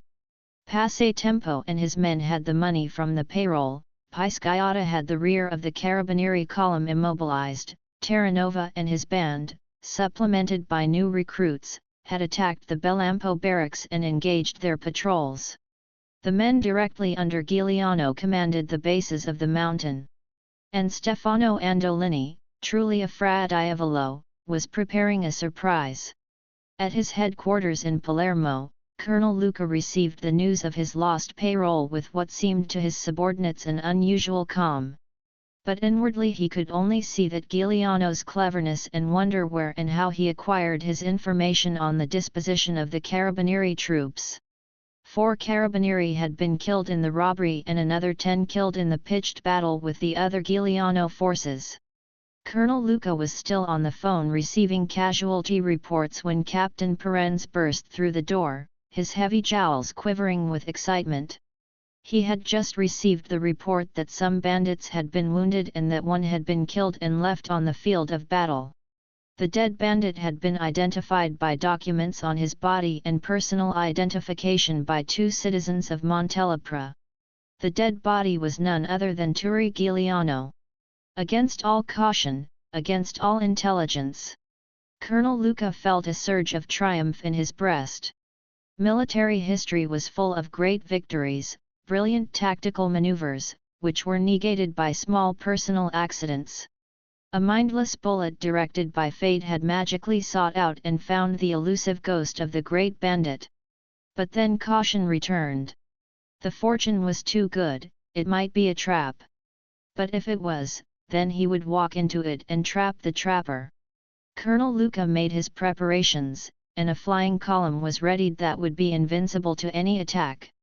Armored cars went ahead, followed by the bulletproof car that carried Colonel Luca and Inspector Federico Vilardi, who had insisted on going to help identify the body but really to make sure the body did not carry the testament. Behind Luca's car were troop carriers with men at the alert, weapons ready to fire. Scout jeeps to the number of 20, filled with armed paratroopers, preceded the column. The garrison at Montelepra was ordered to guard the immediate roads to the town and establish spotting posts in the nearby mountains. Foot patrols, heavy in strength, massively armed, controlled the sides of the entire length of the road. It took Colonel Luca and his flying column less than an hour to reach Montelepra. There were no attacks, the show of strength had been too much for the bandits. But a disappointment awaited the colonel. Inspector Vilardi said the corpse, now resting in an ambulance at the Bellampo barracks, could not possibly be Giuliano. The bullet from which the man had died disfigured him, but not enough for the inspector to be mistaken. Other citizens were forced to view the body, and they too said it was not Giuliano. It had been a trap after all. Giuliano must have hoped that the colonel would rush to the scene with a small escort and lay himself open to ambush. Colonel Luca ordered all precautions to be taken, but he was in a hurry to start on the road back to Palermo and get to his headquarters. He wanted to report personally to Rome what had happened that day and also make sure no one had released the false report of Giuliano's death. Checking first to make sure all his troop elements were in place so the road back would not be ambushed, he commandeered one of the swift scout jeeps at the head of the column. Inspector Vilardi rode with him. The colonel's hastiness saved both their lives. As the flying column neared Palermo, with Luca's command car in the middle, there was a tremendous explosion. The command car flew up over 10 feet in the air and came down in flaming pieces that scattered over the slopes of the mountain. The troop carrier following closely behind had 8 men killed and 15 wounded out of a total of 30. The 2 officers in Luca's car were blown to bits. When Colonel Luca called Minister Trezzaut the bad news, he also asked that his 3,000 extra men waiting on the mainland be shipped immediately to Sicily. Don Croce knew that these raids would continue as long as Giuliano's parents were held prisoner, and so he arranged for their release. But he could not prevent the incursion of new forces, and 2,000 soldiers now occupied the town of Montelepra and the surrounding area. Another 3,000 were searching the mountains. 700 citizens of Montelepra and in the province of Palermo had been thrown into jail for questioning by Colonel Luca, using the special powers delegated to him by the Christian democratic government in Rome. There was a curfew that began at dusk and ended with dawn. Citizens were immobilized in their homes and travelers without special passes were thrown into prison. The whole province was under an official reign of terror. Don Croce watched with some trepidation as the tide turned against Giuliano. Chapter 24 Before the coming of Luca's army, when Giuliano could enter Montelepra as he pleased, he had often seen Justina Farah. Sometimes she had come to the Giuliano house on an errand or to receive the money Giuliano gave to her parents. Giuliano had never really noticed her growing into a beautiful young woman until one day he had seen her on the streets of Palermo with her parents. They had gone into the city to buy finery for the festa not available in the small town of Montelepra. Giuliano and members of his band had gone to Palermo to buy supplies. Giuliano had not seen her for perhaps 6 months, and she had grown taller and slimmer in that time. She was tall for a Sicilian woman, with long legs that tottered on newly bought high-heeled shoes. She was only 16 years of age, but her face and form had flowered in the subtropical earth of Sicily and she was a mature woman physically. Her hair was pulled into a jet-black crown studded with 3 gem-like combs, exposing a neck as long and golden as that of an Egyptian woman on a vase. Her eyes were enormous, questioning, her mouth sensuous, yet the only part of her face that betrayed her extreme youth. She wore a white dress with a slash of red ribbon running across the front. She was such a picture of loveliness that Giuliano stared at her for a long time. He was sitting in an open cafe, his men scattered at the tables around him, when she walked by accompanied by her mother and father. They saw him. Justina's father kept his face stony and made no sign of recognition. The mother glanced quickly away. Only Justina stared at him as she went by. She was Sicilian enough not to greet him, but she stared directly into his eyes and he could see her mouth quivering to restrain a smile. In the sun-drenched street she was a pool of shimmering light, of the sensual Sicilian beauty that blooms at an early age. Since becoming an outlaw, Giuliano had always distrusted love. To him it was an act of submission and held the seed for a fatal treachery, but in that moment he felt what he had never felt before, a suffusion in his body to kneel before another human being and willingly swear himself into an alien slavery. He did not identify this as love. A month later, Giuliano found that his mind was obsessed with the memory of Justina Farah standing in that pool of golden sunlight on the street in Palermo. He assumed it was merely sexual appetite, that he missed his passionate nights with La Venera. Then in his reveries he found himself not only dreaming of making love to Justina, but of spending time with her, roaming around the mountains, showing her his caves, the narrow valleys filled with flowers, cooking meals for her over the open campfires. He still had his guitar in his mother's house and dreamed of playing for her. He would show her the poems he had written over the years, some of which had been published in the Sicilian newspapers. He even thought of sneaking into Montelepra and visiting her in her home, despite the 2,000 soldiers of Colonel Luca's special force. At this time he came to his senses and knew something dangerous was going on inside him. This was all foolishness. There were only two alternatives in his life. That he would be killed by the Carabinieri, or that he would find sanctuary in America, and if he kept dreaming about this girl it would not be America. He had to get her out of his mind. If he seduced her or carried her off, her father would become his deadly enemy, and he had plenty of those already. He had once flogged a Spanu for seducing an innocent girl and over the years had executed 3 of his men for rape. This feeling he had for Justina was that he wanted to make her happy, to make her love and admire him and see him as he once saw himself. He wanted her eyes to be filled with love and trust. But it was merely his tactical mind that explored his options. He had already decided on his course of action. He would marry the girl. In secret. Nobody except her family would know, and of course Ispanu Pisciotta and a few trusted members of his band. Whenever it was safe to see her, he would have her escorted into the mountains so that they could spend a day or two together. It would be dangerous for her to be the wife of Turi Giuliano, but he could arrange to have her sent to America, and she would be waiting for him when he made his escape there. There was only one problem. What did Justina think of him? Cesaro Farah had been a secret member of Giuliano's band for the last 5 years, strictly as a gatherer of information, never in its operations. He and his wife had known Giuliano's parents and had been neighbors. They lived 10 houses down the Via Bella from the Giuliano house. He was more educated than most of the people in Montelepra and was dissatisfied with farming. Then when Justina as a child had lost the money and Giuliano had replaced it and sent her home with the note that the family was under his protection, Cesaro Farah visited Maria Lombardo and offered his services. He gathered information in Palermo and Montelepra as to the movements of Carabinieri patrols, the movements of rich merchants who were to be kidnapped by Giuliano's band, the identity of police informers. He received a share of the loot from these kidnappings and opened a small tavern in Montelepra, which also helped his secret activities. When his son Silvio had returned from the war a socialist agitator, Cesaro Farah ordered him out of the house.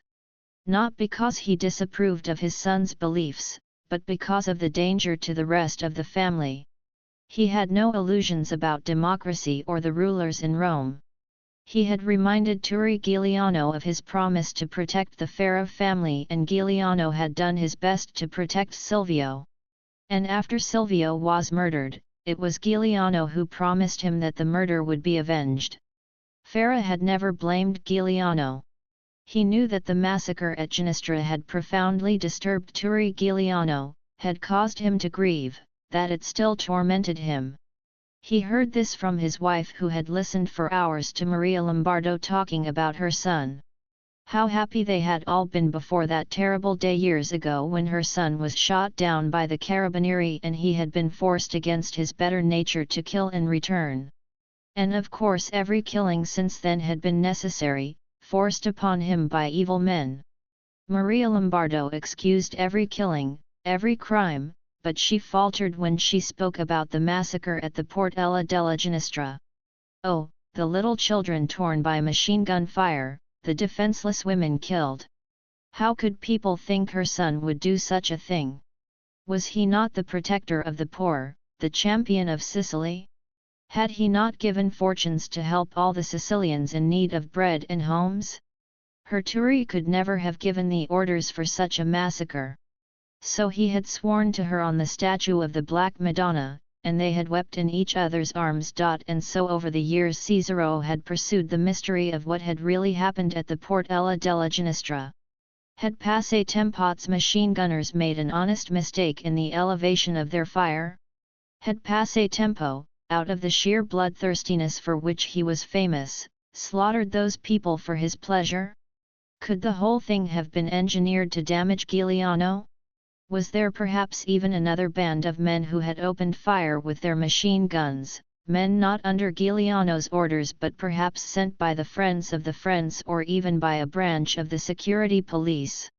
Cicero left nobody off his list of suspects except Turi Giuliano. For if Giuliano were guilty, the whole world he lived in would collapse. He loved Giuliano as he had loved his son. He had seen him grow from a child to a man, and there had never been a moment when he had showed any meanness of spirit, any viciousness. So Cicero Farra kept his eyes and ears open. He bought drinks for other secret members of the band who had not been thrown into jail by Colonel Luca. He caught scraps of conversation among the friends who lived in town, and occasionally came to his tavern to drink wine and play cards. On one night he heard them talking laughingly about the animal and the devil visiting with Don Croce, and how the great Don had turned those two feared men into whispering angels. Farra pondered on this, and with that unerring Sicilian paranoia made the connection. Passatempo and Stefano Andolini had at some time met with the Don. Passatempo was often called the Brute, and Fradiava/O was Andolini's bandit name. What were they doing holding a private conversation with Don Croce at his house in Villaba, which was far from the bandits' mountain base? He sent his teenaged son to the Giuliano house with an urgent message, and 2 days later was given a rendezvous in the mountains to meet with Giuliano. He told Giuliano his story. The young man showed no emotion and only swore him to secrecy. Farra heard no more. Now 3 months later he received another summons from Giuliano and expected to hear the rest of the story. Giuliano and his band were deep in the mountains, out of range of Luca's army. Cicero Farra travelled at night and was met by Spano Pisciata at a rendezvous point to be led to the camp. They did not arrive until early morning and found a hot breakfast waiting for them. The meal was elaborate, spread out on a folding table with linen and silver. Turi Giuliano was dressed in a silk white shirt and tan moleskin trousers which were tucked into brown polished boots. His hair was freshly washed and combed. He had never looked so handsome. Pisciata was dismissed and Giuliano and Farra sat down together. Giuliano seemed ill at ease. He said formally, "I want to thank you for that information you brought me. It has been pursued and now I know it is true. And it is very important. But I have sent for you to speak about something else. Something that I know will be a surprise, and I hope that it will not offend you." Farra was startled, but he said politely, "You could never offend me, I owe you too much." At this Giuliano smiled, the frank open smile that Farra remembered from the man's childhood. "Listen to me carefully," Giuliano said. "Speaking to you is my first step. And if you disapprove I will go no further. Disregard my position as the leader of our band, I am speaking to you as the father of Justina. You know she is beautiful, you must have had many young men of the town hanging around your door. And I know you have guarded her virtue carefully. I must tell you that this is the first time in my life I have had such feelings. I want to marry your daughter. If you say no I will never say another word. You will remain my friend and your daughter will remain under my special protection as always. If you say yes, then I will ask your daughter if the idea pleases her. If she says no, that will be the end of the matter." Cesare Ferro was so stunned by this speech that he could only stutter, "Let me think, let me think." And for a long time he was silent. When he began to speak it was with the utmost respect. "I would rather have you for a husband to my daughter than any man in the world. And I know my son Silvio, God rest his soul, would agree with me." Again he stuttered when he spoke. "I worry only about my daughter's safety. If Justina was your wife, Colonel Luca would surely take any excuse to put her under arrest. The friends are now your enemies and might do her some harm. And you must escape to America or die here in the mountains. I would not want her to be a widow so young. Please forgive me for speaking so frankly. But it also complicates life for you, and that worries me most. A happy bridegroom is not so aware of traps, he is not wary of his enemies. A marriage could cause your death. I speak so frankly only because of my affection and respect for you. This is something that can be put aside for a better day when you can know your future in more detail and plan for it more intelligently." When he finished speaking he kept a wary eye on Giuliano to see if he had displeased him. But he had only depressed him. And he recognized it as the disappointment of a young man in love. Which seemed to him so extraordinary that he said impulsively, "I am not saying no to you, Turi." Giuliano sighed. "I've thought of all of those things. My plan is this. I would marry your daughter in secret. The abbot Manfredi would perform the ceremony. We would be married here in the mountains. It would be too dangerous for me any place else. But I could arrange for you and your wife to accompany your daughter so that you could witness the marriage. She would stay with me for 3 days, and then I would send her back to your house. If your daughter becomes a widow she will have enough money to start a new life. So you need not fear for her future. I love your daughter and will cherish and protect her all of her life. I will provide for her future if the worst should happen. But still it's a risk to be married to a man like me, and as a prudent father you have every right to refuse to let her take that risk." Cesare Ferro was immensely moved. The young man had spoken with such simplicity and directness. And with such wistful hope. But best of all he had been to the point. He had made provisions against the calamities of life and the future well-being of his daughter. Ferro rose from the table to embrace Giuliano. "You have my blessing," he said. "I will speak to Justina." Before he left, Ferro said he was happy that the information he had given had proven useful. And he was astonished at the change in Giuliano's face. The eyes seemed to open wider, the beauty of the face seemed to harden into white marble. "Elle will invite Stefano Andolini and Passe Tempo to my wedding," he said. "We can settle the matter then." It only occurred to Ferro later that this was a curious thing to do if the marriage was to be kept secret. In Sicily it was not uncommon for a girl to marry a man with whom she had never spent a moment alone. When the women sat outside their houses, those unwed had to sit always in profile, never staring full out into the street, lest they be called wanton. The young men going by would never get an opportunity to speak to them except at church, where young girls were protected by the statues of the Virgin Mary and their cold-eyed mothers. If a young man fell madly in love with the profile or the few words of respectful chatter, he had to put it in writing, in a well-composed letter declaring his intentions. This was a serious matter. Many times a professional writer was employed. The wrong tone might conceivably bring about a funeral rather than a marriage. And so Turi Giuliano's proposal through the father was not unusual, despite the fact that he had given Justina herself no sign of his interest. Cesare Ferro was in no doubt about what Justina's answer would be. When she was a little girl she had ended her prayers with, and saved Turi Giuliano from the carabinieri. She was always anxious to run messages over to the mother, Maria Lombardo. And then when the news had come out about the tunnel that ran to La Venera's house, Justina had been wild with rage.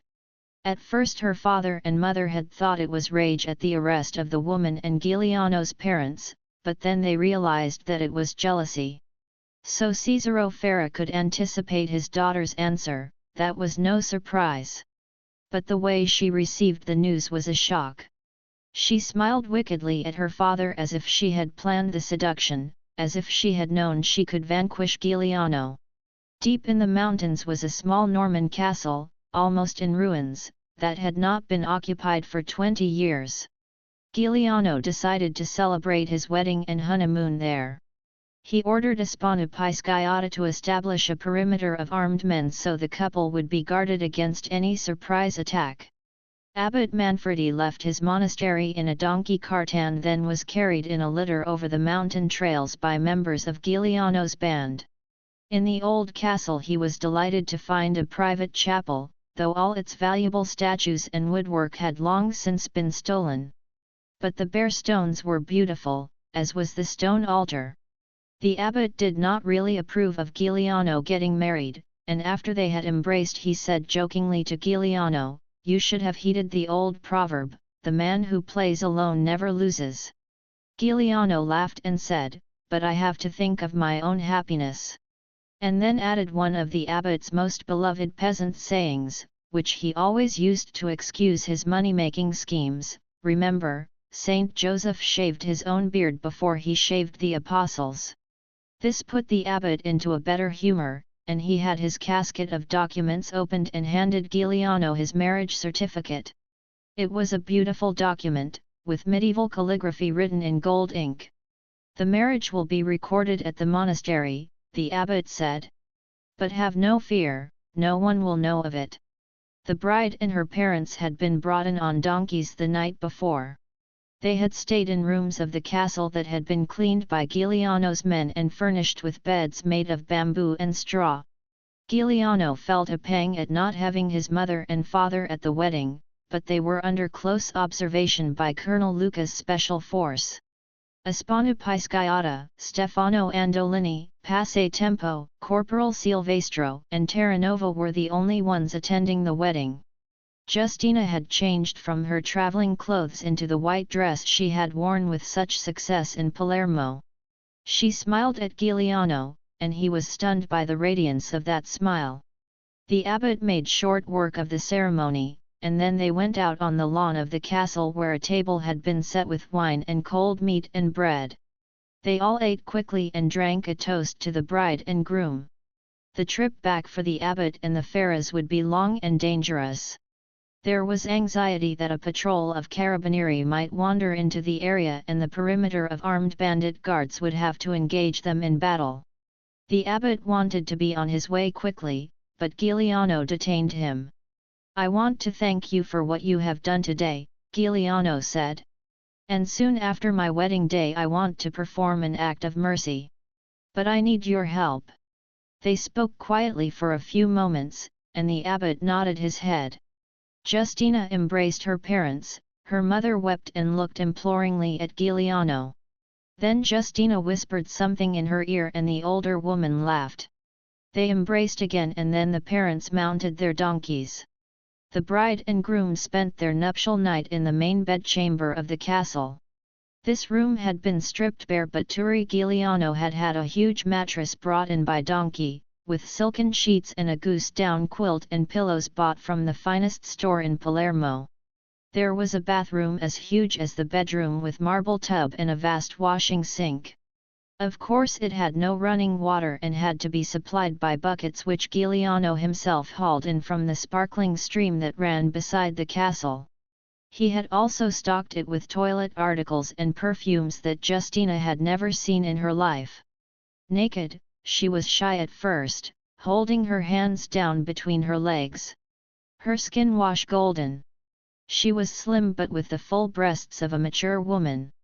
When he kissed her, she averted her head slightly so he touched only a corner of her mouth.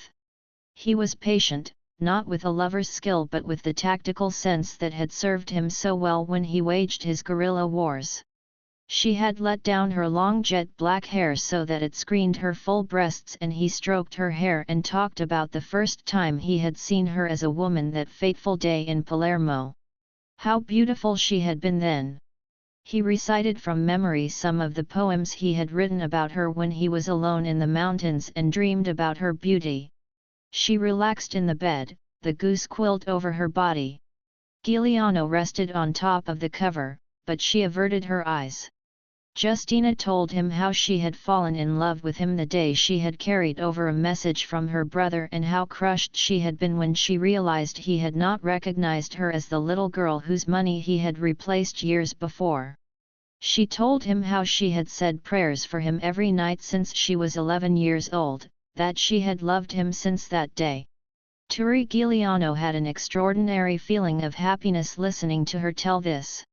That she loved him, that she thought and dreamed of him while he was alone in the mountains. He kept stroking her hair and she caught his hand and held it, her own warm and dry. "Were you surprised when I asked your father to speak to you about marriage?" he asked her. She smiled a sly, triumphant smile. "Not after you stared at me in Palermo," she said. "From that day I prepared myself for you." He leaned over to kiss her full lips which were a dark winey red, and this time she did not avert her face. He was surprised by the sweetness of her mouth, the sweetness of her breath and the responsiveness of his own flesh. For the first time in his life he felt his body melting and falling away from him. He started to shiver, and Justina threw back the goose quilt so that he could come into the bed with her.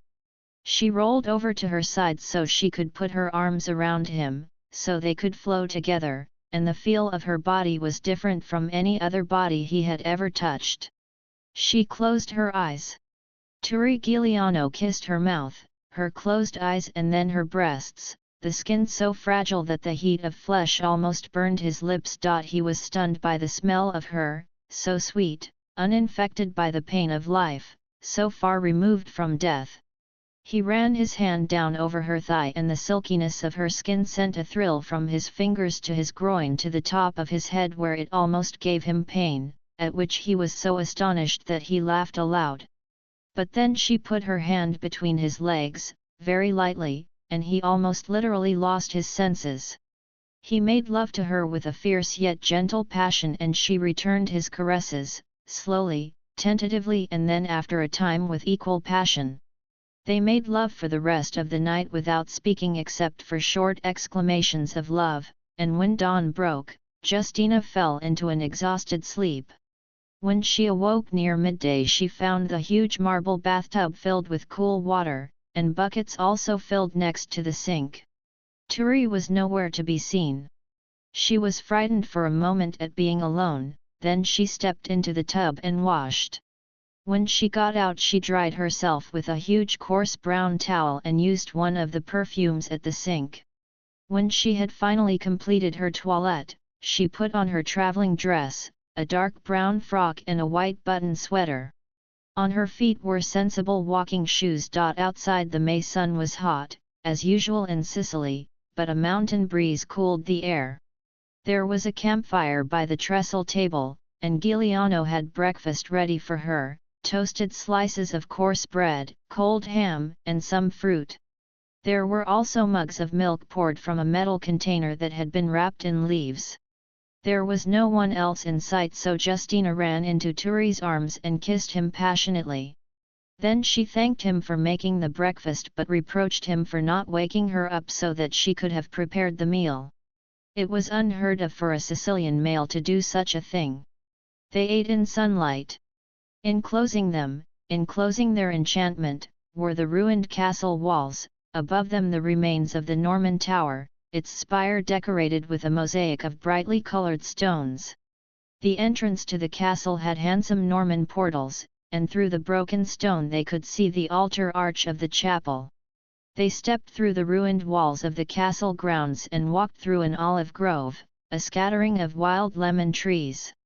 They waded through gardens of those flowers that grew so profusely all over Sicily, the asphodels of the Greek poets, the pink anemones, grape hyacinths, the scarlet adonises that legend said were stained with the blood of the lover of Venus. Giuliano put his arm around Justina, her hair and her body were drenched with the perfume these flowers gave. Deep in the olive grove, Justina boldly pulled him down onto the vast carpet of brilliantly colored flowers, and they made love. Above them a tiny cloud of yellow and black butterflies circled, then soared up into the infinitely azure sky. On their third and last day they heard the sound of gunfire far off in the mountains. Justina was alarmed, but Giuliano reassured her. He was always careful throughout their 3 days together never to give cause for fear. He was never armed, there was not a weapon in sight, he had hidden his guns in the chapel. He never betrayed his wariness, and he had ordered his men to stay out of sight. But shortly after the gunfire Spanu Pisciata appeared with a brace of bloody rabbits over his shoulder. He threw them at Justina's feet and said, "Cook these for your husband, it's his favorite dish. And if you ruin them we have 20 more." He smiled at her, and as she got busy skinning and cleaning the rabbits, he motioned to Giuliano. The 2 men went over to a fallen arch of the wall and sat down. "Well, Turi," Pisciata said, grinning, "was she worth us risking our lives for?" Giuliano said quietly, "I'm a happy man. Now tell me about those 20 rabbits you've shot." "One of Luca's patrols, but in strength," Pisciata said. "We stopped them at the perimeter. 2 armored cars. One of them ran into our minefield and burned as badly as your new wife will burn those rabbits. The other car fired its guns at the rocks and ran home to Montelepra. They will come back in the morning, of course, to find their comrades in force. I suggest you leave here tonight. Justina's father is coming for her at dawn," Giuliano said. "Have you arranged our little meeting?" "Yes," Pisciata said. Had been in the room with Don Croce when the bargain was struck. Andolini had been too afraid to tell anyone except his father, the abbot Manfredi. Manfredi had counseled him to keep his mouth shut. The week after the massacre Giuliano had been in such a raging grief that he was sure to execute both men. Again Giuliano assured the abbot that he would not harm his son. Giuliano instructed Pisciata on what he was to do, but said they would conclude the matter after Justina returned to Montelepra, after the honeymoon. He did not want to play the butcher before he played the groom. He waited now in the chapel of the ruined Norman castle, its ceiling the blue Mediterranean sky. He leaned back against the remains of the altar, and that was how he received his chiefs when Spanu Pisciata led them in. The corporal had been briefed by Pisciata and stood where his gun could command Passatempo and Stefano Andolini. Those 2 men were led directly to face Giuliano before the altar. Terranova, who knew nothing, sat on one of the chapel stone benches. He had commanded the defense of the perimeter during the long night hours and he was exhausted. Giuliano had not told any of the others what he would do to Passatempo. Giuliano knew that Passatempo was like a wild animal. He could sense changes in the atmosphere and the smell of danger as it came off other people. Giuliano was careful to behave exactly as he always had with Passatempo. He had always kept more of a distance between them than with the others.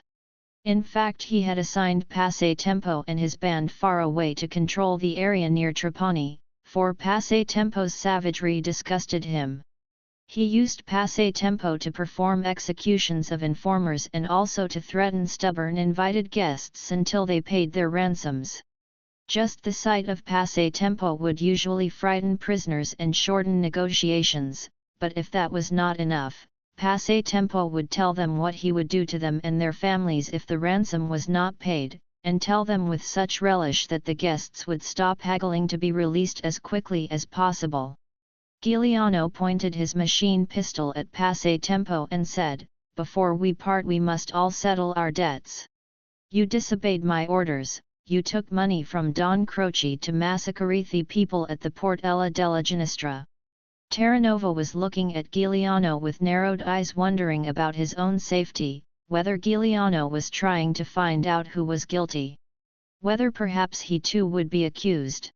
He might have made a move to defend himself, but Pisciata had also leveled his pistol at Passatempo. Giuliano said to Terranova, I know your band and you obeyed my orders.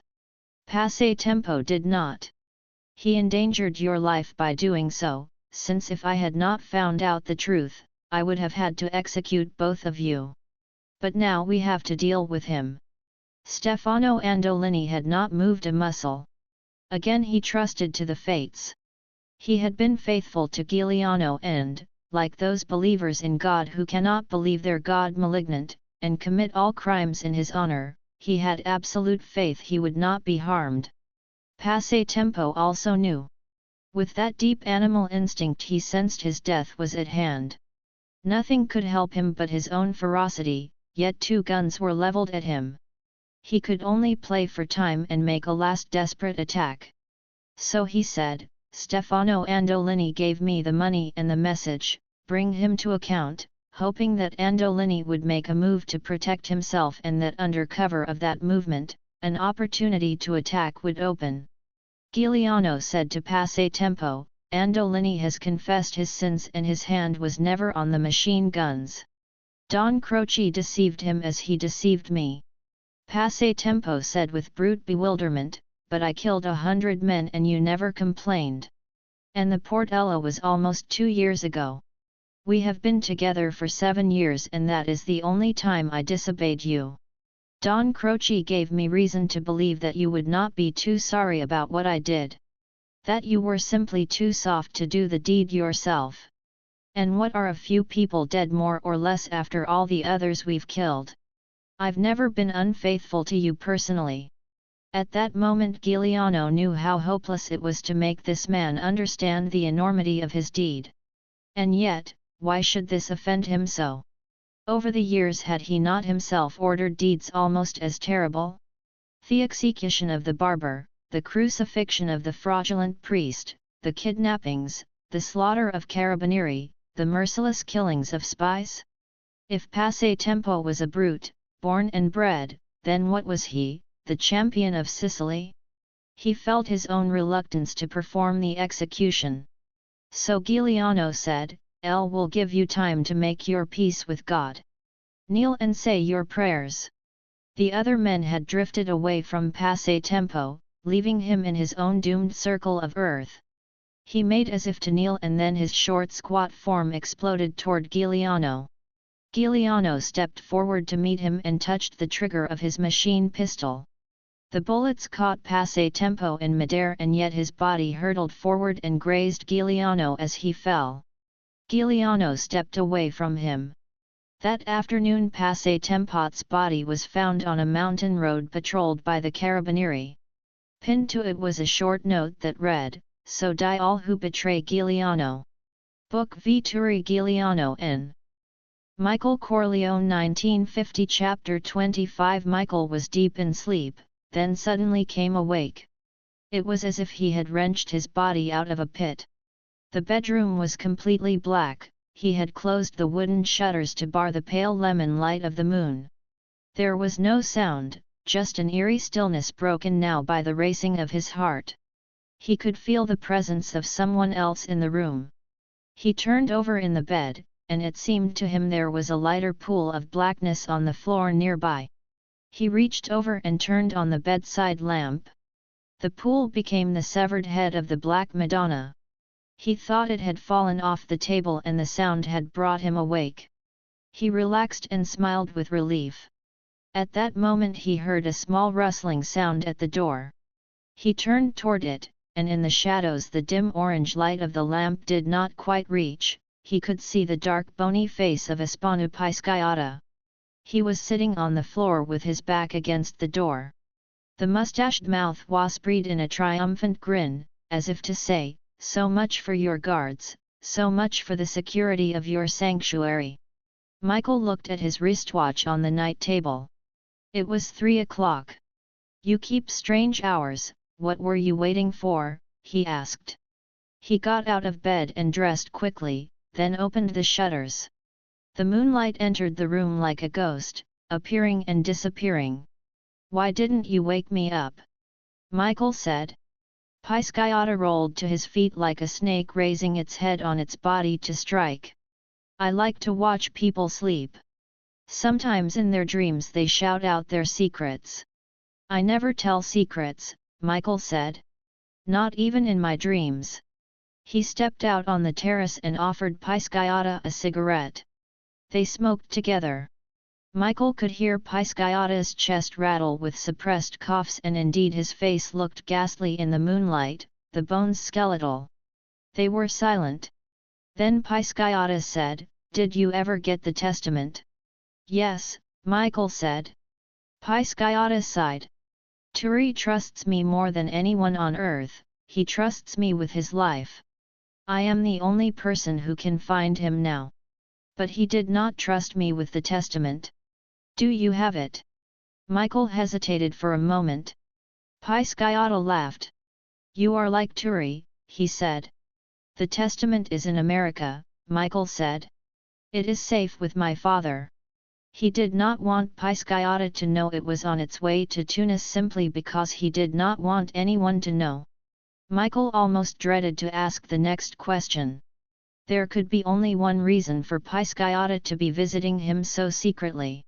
Only one reason: he had risked evading the guards surrounding the villa, or had he been passed through? It could only be that finally Giuliano was ready to appear. "When is Giuliano coming?" he said. "Tomorrow night," Pisciotta said. "But not here." "Why not?" Michael asked. "This is safe ground." Pisciotta laughed. "But I got in here, didn't?" Michael was irritated by this truth. He wondered again if Pisciotta had been passed in by the guards under the order of Don Domenico, or even brought here by him. "It's for Giuliano to decide," he said. "No," Pisciotta said. "I must decide for him. You promised his family he will be safe. But Don Croce knows you are here, so does Inspector Vilardi. Their spies are everywhere. What do you plan for Giuliano? A wedding, a birthday party? A funeral?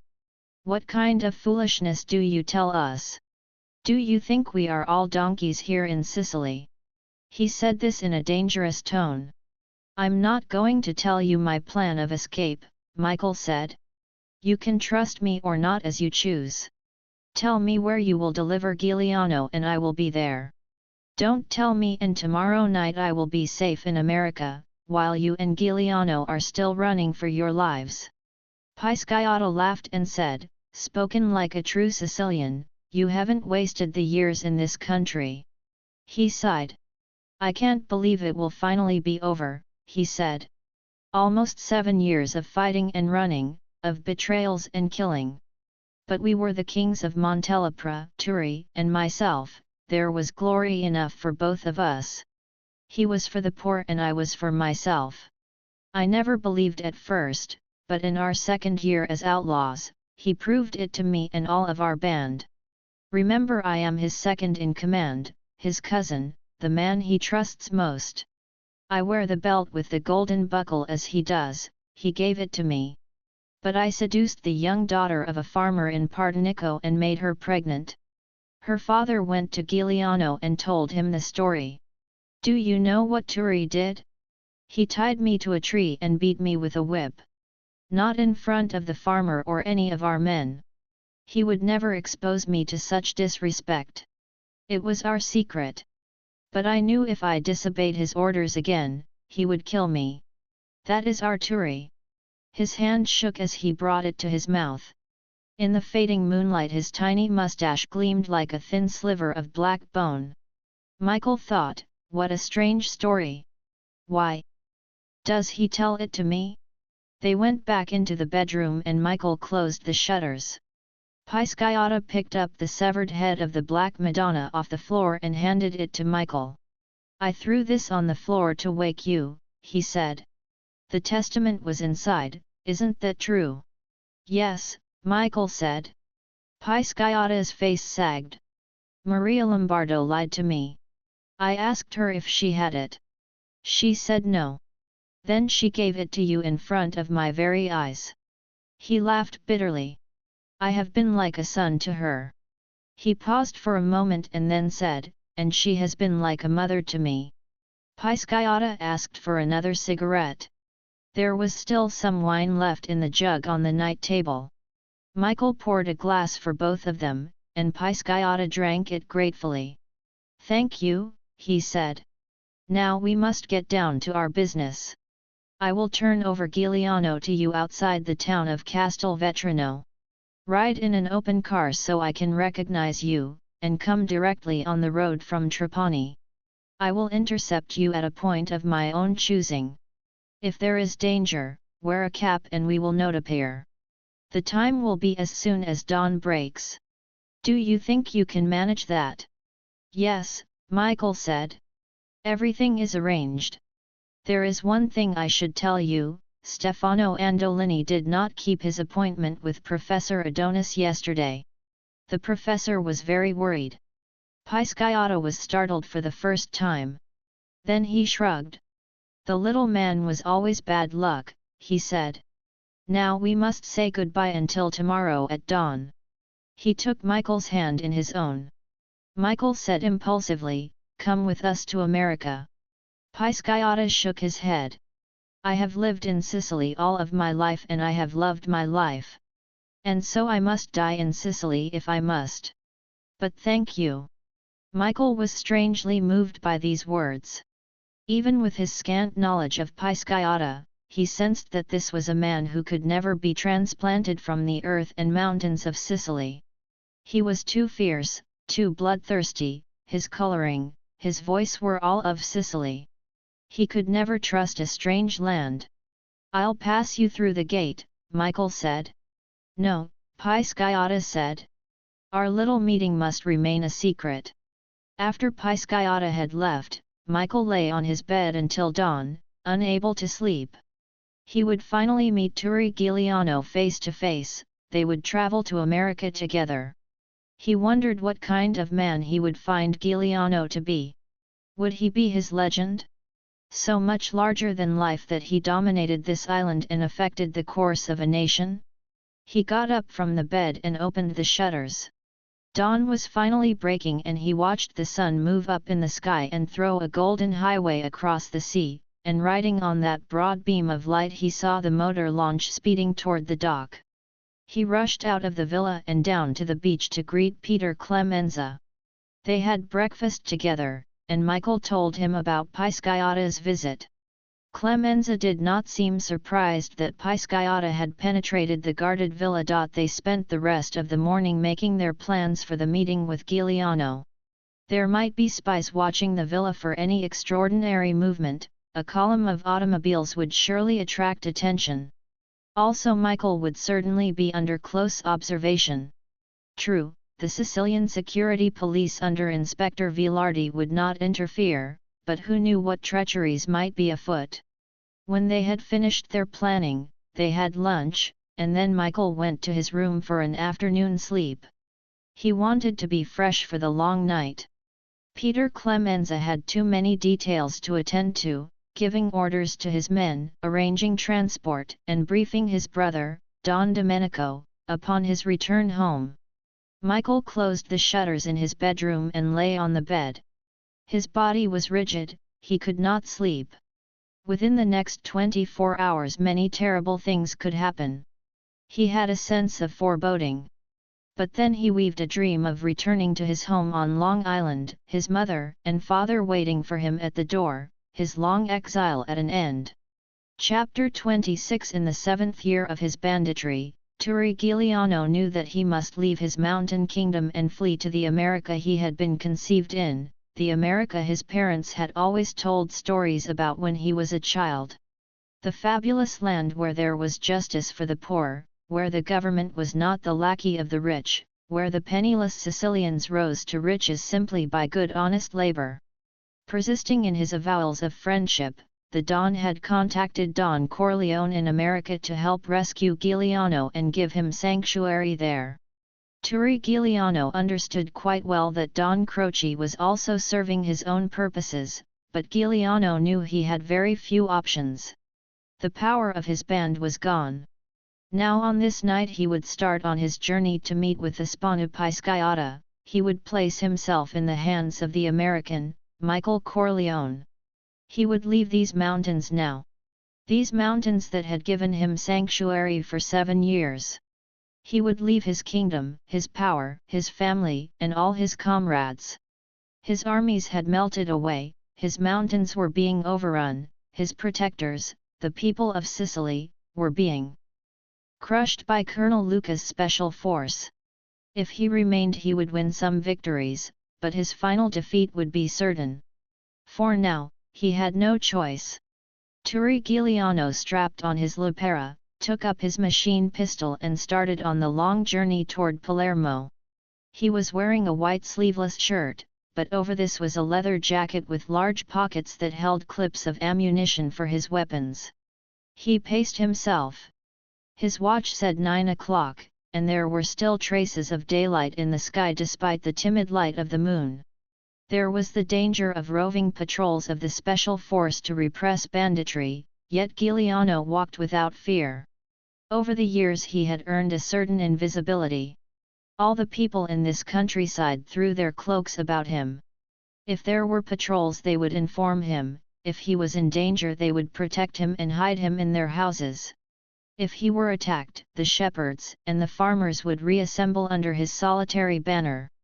He had been their champion, they would never betray him now. In the months that followed his marriage there were pitched battles between Colonel Luca's special force and segments of Giuliano's band. Colonel Luca had already taken credit for the killing of Passatempo, and the newspapers reported in huge headlines that one of Giuliano's most feared chiefs had been killed in a fierce gun battle with the heroic soldiers of the special force to repress banditry. Colonel Luca, of course, had suppressed the note left on the body, but Don Croce learned of it from Inspector Vilardi. He knew then that Giuliano was fully aware of the treachery that had been done at the Portella della Ginestra. Colonel Luca's 5,000-man army exerted an intense pressure on Giuliano. He could no longer dare to enter Palermo to buy supplies or sneak into Montelepro to visit his mother and Justina. Many of his men were being betrayed and killed. Some were emigrating on their own to Algeria or Tunisia.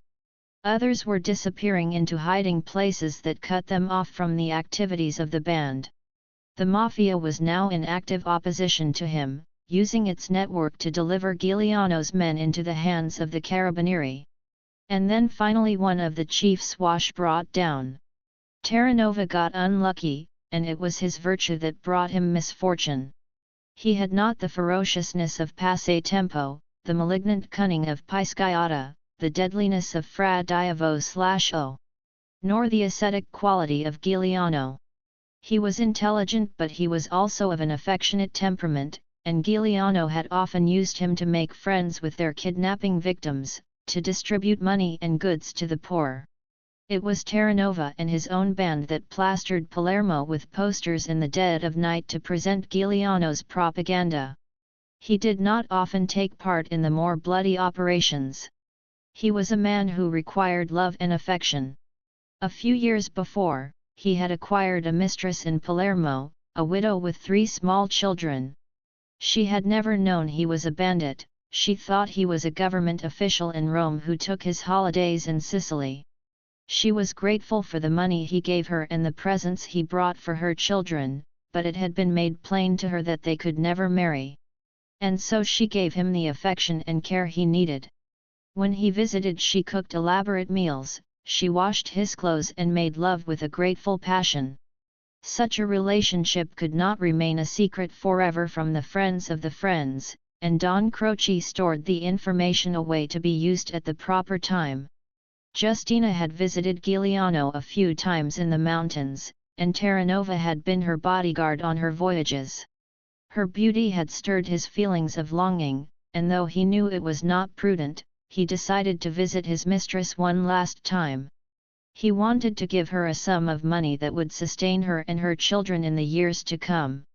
And so one night he sneaked into Palermo alone. He gave the widow the money and explained he might not be able to see her for a long time. She wept and protested and finally he told her who he really was. She was astonished. His usual demeanor was so mild, his nature was so gentle, and yet he was one of the famed Giuliano's great chiefs.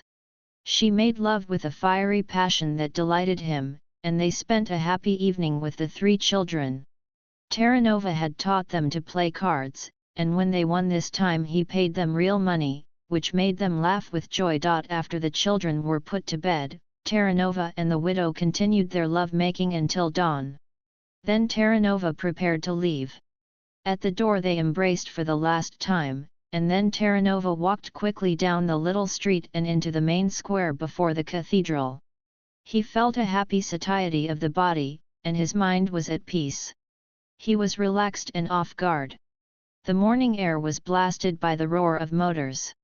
3 black cars sped toward him. Armed men appeared on every side of the square. Other armed men jumped out of the cars. One of the men shouted at him to surrender, to put up his hands. Terranova took one last look at the cathedral, the statues of saints niched on its sides. He saw the blue and yellow balconies, the sun rising to light the azure sky. He knew that this was the last time he would see such wonders, that his 7 years of luck were ended. There remained only one thing for him to do. He took a great leap as if he would leap over death itself and hurl himself into a safe universe. As his body flew to one side and hit the ground, he drew his pistol and fired. One soldier reeled back and went down to one knee. Terranova tried to pull the trigger again, but by that time 100 bullets converged on his body, blowing it to pieces, blowing the flesh off his bones. In one way he had been lucky. It had all happened so quickly that he did not have time to wonder if his mistress had betrayed him. Terranova's death brought a sense of doom to Giuliano. He had known that the reign of the band was finished. That they could no longer counterattack successfully, that they could no longer hide in the mountains. But he had always thought that he and his chiefs would make an escape, that they would not go down to death. Now he knew there was very little time left. There was one thing he had always wanted to do, and so he summoned Corporal Canio Silvestro. "Our time is over," he said to Silvestro. "You once told me you had friends in England who would protect you. Now is the time for you to go. You have my permission." Corporal Silvestro shook his head. "I can always leave when you are safe in America. You need me still. You know I will never betray you." "I know that," Giuliano said. "And you know the affection I have always had for you. But you were never truly a bandit. You were always a soldier and a policeman. Your heart was always a lawful one. And so you can make a life for yourself when all this is over. The rest of us will find it difficult. We will be bandits forever." Silvestro said, "I never thought of you as a bandit." "Nor did I," Giuliano said. "And yet what have I done these 7 years? I thought I was fighting for justice. I tried to help the poor. I hoped to free Sicily. I wanted to be a good man. But it was the wrong time and the wrong way. For now we must do what we can to save our lives. And so you must go to England. It will make me happy to know that you are safe." Then he embraced Silvestro. "You have been my true friend," he said, "and those are my orders." At dusk, Turi Giuliano left his cave and moved on to the Cappuccini monastery just outside Palermo, where he would await word from Espanu Pisciata. One of the monks there was a secret member of his band, and he was in charge of the catacombs of the monastery. In these catacombs were hundreds of mummified bodies. For hundreds of years before World War I it had been the custom of the rich and noble families to pin to the walls of the monastery the costumes in which they wished to be buried. When they died, after their funerals, their bodies were delivered to the monastery. There the monks were masters of the art of preserving bodies.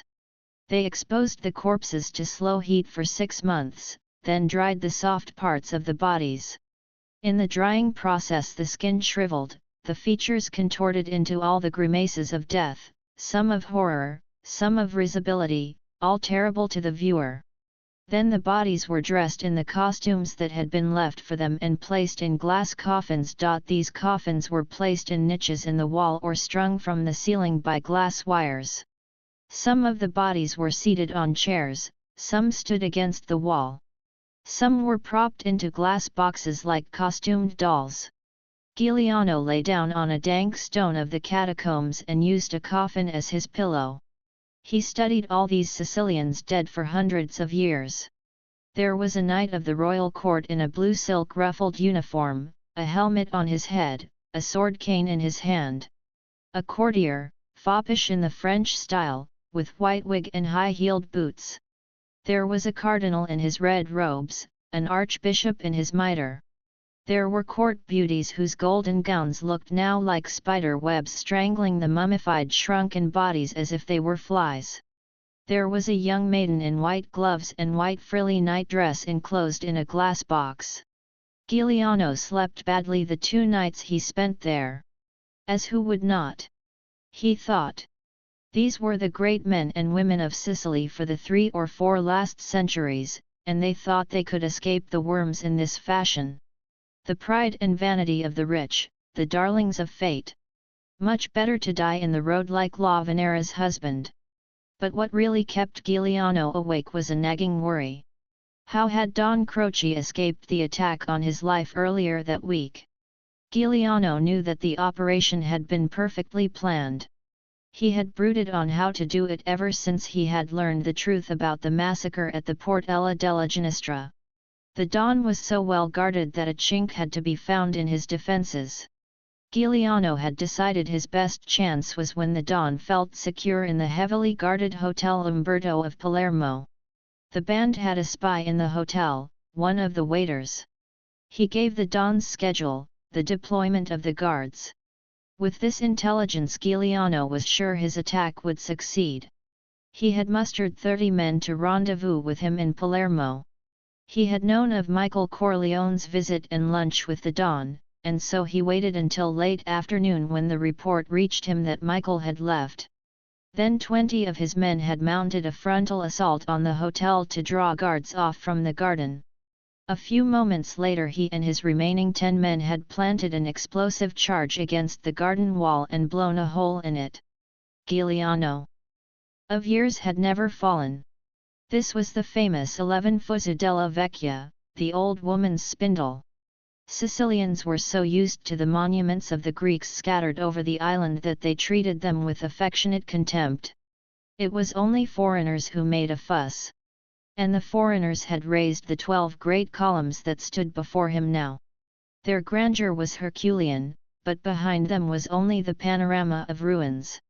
At the foot of those 12 columns, abreast like soldiers fronting their commander full face, was a platform of stone steps that seemed to have grown out of the ground. Giuliano sat down on the top step, his back resting against one of the columns. He reached under his coat and unhooked the machine pistol and the Iupara and put them 1 stone step below him. Fog swirled through the ruins, but he knew he would hear anyone who approached over the rubble and that he could easily see any enemies before they could see him. He leaned back against one of the columns, glad to be resting, his body sagging with fatigue. The July moon seemed to pass over the grey-white columns and rest against the cliffs that led to the sea. And across the sea was America. And in America was Justina and their child to be born. Soon he would be safe and the last 7 years of his banditry would be a dream. For a moment he wondered what kind of a life that would be, if he could ever be happy not living in Sicily. He smiled. One day he would come back and surprise them all. He sighed with fatigue and unlaced his boots and slipped his feet out of them. He took off his socks and his feet welcomed the touch of cold stone. He reached into his pocket and took out the 2 prickly pears and their sweet night-cooled juice refreshed him. With one hand on the machine pistol resting beside him, he waited for a spana pisciata. Chapter 27 Michael, Peter Clemenza, and Don Domenico had an early supper together. If they were to make the dawn meeting hour, the operation to collect Giuliano would have to start at dusk. They went over the plan again and Domenico approved. He added one detail: Michael was not to be armed. If something went wrong and the Carabinieri or security police arrested them, no charges could be brought against Michael, and he could leave Sicily no matter what happened. They had a jug of wine and lemons in the garden, and then it was time to go. Don Domenico kissed his brother goodbye. He turned to Michael and gave him a quick embrace. "My best wishes to your father," he said. "I pray for your future, I wish you well. And in the years to come, if you ever have need for my services, send me word." The three of them walked down to the dock. Michael and Peter Clemenza boarded the motor launch, which was already full of armed men. The boat pulled away, Don Domenico waving farewell from the dock. Michael and Peter Clemenza went down into the cabin, where Clemenza went to sleep in one of the bunks. He had had a busy day and they would be at sea until nearly dawn the following morning. They had changed their plans. The plane at Mazara del Vallo, in which they had planned to fly to Africa, would be used as a decoy. Instead, the escape to Africa would be by boat. Clemenza had argued for this, saying that he could control the road and guard the boat with his men, but he could not control the small airfield. There was too much ground area in the approaches and the plane was too fragile, it could become a death trap while still on the ground. Speed was not as important as deception, and the sea was easier to hide in than the sky. Also, provisions could be made for transferring to another boat. You couldn't change planes. Clemenza had been busy during the day dispatching some men and cars to an assembly point on the road to Castelvetrano, others to secure the town of Mazara del Vallo. He had sent them at intervals of an hour. He did not want spies observing the unusual movement of a convoy going through the villa gates. The cars went off in different directions to further confuse any observers. Meanwhile, the motor launch was making its way around the southwestern point of Sicily to lie out over the horizon until the dawn started to break, when it would zoom into the port of Mazara del Vallo. Cars and men would be waiting for them. From there it would not be more than a half-hour drive to Castelvetrano, despite the swing they would have to take north to meet the Trapani road that led to where Siciliano would intercept them. Michael lay down on one of the bunks. He could hear Clemenza snoring and was filled with amazed admiration that the man could actually sleep at such a time. Michael thought that in 24 hours he would be in Tunis, and 12 hours after that he would be home with his family. After 2 years of exile he would have all the options of a free man, no longer on the run from the police, not subject to the rule of his protectors. He could do exactly what he wanted to do. But only if he got through the next 36 hours. As he fantasized about what he would do his first days in America, the gentle roll of the boat relaxed him and he fell into a dreamless sleep. Fra Diavolo was sleeping a far deeper sleep. Stefano Andolini, on the morning of the day he was to pick up Professor Hector Adonis in Trapani, drove first to Palermo. He had an appointment with the chief of the Sicilian Security Police, Inspector Vilardi, one of their frequent meetings in which the inspector briefed Andolini on Colonel Luca's operational plans for the day. Andolini would then transmit this information to Siciliano, who would carry it to Giuliano. It was a beautiful morning, the fields alongside the road were carpeted with flowers. He was early for his appointment, so he stopped by one of the roadside shrines for a cigarette and then knelt in front of the padlocked box that held the statue of Saint Rosalia. His prayer was simple and practical, a plea to the saint to protect him from his enemies. On the coming Sunday he would confess his sins to Father Beniamino and take communion. Now the radiant sun warmed his bare head. The flower-perfumed air was so heavy it washed his nostrils and palate clean of nicotine, and he was enormously hungry. He promised himself a good breakfast in Palermo's finest restaurant after his meeting with Inspector Vilardi.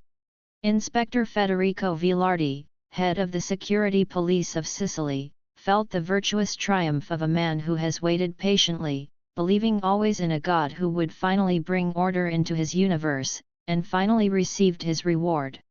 For nearly a year, under the direct and secret orders of Minister Trezza, he had helped Giuliano escape the Carabinieri and his own flying squads. He had met with the murderous Stefano Andolini, Fra Diavo/O. For that year Inspector Vilardi had, in effect, been a subordinate of Don Croce Mallow. Vilardi was from the north of Italy, where people made something of themselves through education, a respect for the social contract, a belief in law and government. Vilardi's service years in Sicily had instilled in him contempt and deep hatred for the Sicilian people, high and low. The rich had no social conscience and kept down the poor by their criminal conspiracy with the mafia. The mafia, which pretended to protect the poor, hired themselves out to the rich to keep down those poor. The peasants were too proud, had such egos that they gloried in murder though they might spend the rest of their lives in prison. But now things would be different. Inspector Vilardi's hands had finally been untied and his flying squads could be unleashed. And people would see again the difference between his own security police and the clownish carabinieri. To Vilardi's astonishment, Minister Trezza himself had given the order that all those people who had been given the red-bordered passes signed by the minister, those all-powerful passes that enabled the users to pass through roadblocks, to carry arms, to be immune to routine arrests, were to be detained in solitary confinement. Those passes had to be gathered up. Especially those issued to Ospina Pisciotta and Stefano Andolini. Vilardi prepared to go to work. Andolini was waiting in his anteroom for his briefing. He would get a surprise today. Vilardi picked up the phone and summoned a captain and 4 police sergeants. He told them to be prepared for trouble. He himself was wearing a pistol in a belt holster, something he usually did not do in his office. Then he had Stefano Andolini brought in from the anteroom. Stefano Andolini's red hair was neatly combed. He wore a black pinstripe suit, white shirt, and dark tie. After all, a visit to the chief of the security police was a formal occasion in which to show respect. He was not armed. He knew from experience that everyone was always searched when they entered the headquarters. He stood in front of Vilardi's desk waiting for the usual permission to sit down. It was not given, so he remained standing and the first warning signal went off in his head. "Let me see your special pass," Inspector Vilardi said to him. Andolini did not move. He was trying to fathom this strange request. On principle he lied. "I don't have it with me," he said. "After all, I was visiting a friend." He put a special emphasis on the word friend. This enraged Vilardi. He moved around the desk and stood face to face with Andolini. "You were never a friend of mine. I obeyed orders when breaking bread with a swine like you. Now listen to me carefully. You are under arrest. You will be confined in my cells until further notice, and I must tell you that I have a casetta down in the dungeons. But we'll have a quiet little talk here in my office tomorrow morning and spare you some pain, if you're clever." The next morning Vilardi received another phone call from Minister Trezza and a more explicit one from Don Croce. A few moments later Andolini was escorted from his cell to Vilardi's office. The night's solitude in his cell, thinking about his strange arrest, had convinced Andolini he was in mortal danger. When he entered, Vilardi was striding up and down the room, his blue eyes flashing, obviously in a temper. Stefano Andolini was cold as ice. He observed everything, the captain and 4 police sergeants at the alert, the pistol at Vilardi's hip. He knew that the inspector had always hated him, and he hated the inspector no less. If he could talk Vilardi into getting rid of the guards, he might at least kill him before he was killed himself. So he said, "I'll talk, but not with these other spuri here." Spuri was the vulgar and insulting idiom for the security police. Vilardi ordered the 4 policemen out of the room but gave the officer a signal to stay. He also gave him a signal to be ready to draw his gun. Then he turned his full attention to Stefano Andolini. "I want any information on how I can put my hands on Giuliano," he said. "The last time you met with him and Pisciotta." Stefano Andolini laughed, his murderous face twisted in a malevolent grimace. The skin grained with red beard seemed to blaze with violence. "No wonder they called him Fra Diavo / O, Vilardi thought. He was truly a dangerous man. He must have no inkling of what was coming. Vilardi said to him calmly, "Answer my question or I'll have you stretched out on the casetta." Andolini said with contempt, "You traitorous bastard, I'm under the protection of Minister Trezza and Don Croce. When they have me released, I'll cut your spurry heart out." Vilardi reached over and slapped Andolina's face twice, once with his palm and then backhand. He saw the blood well up on Andolina's mouth and the rage in his eyes. He deliberately turned his back to sit at his desk. At that moment, anger blinding his instinct for survival, Stefano Andolini grabbed the pistol out of the inspector's belt holster and tried to fire. In that same instant the police officer drew his own gun and fired 4 shots into Andolina's body. Andolini was hurled against the far wall and then lay on the floor. The white shirt was stained completely red and, Vilardi thought, it matched his hair quite nicely. He reached down and took the pistol from Andolina's hand as other policemen rushed into the room. He complimented the captain on his alertness, and then in full view of the officer he loaded his pistol with the bullets he had emptied out of it before the meeting. He did not want his captain to get delusions of grandeur, that he had actually saved the life of a careless head of the security police.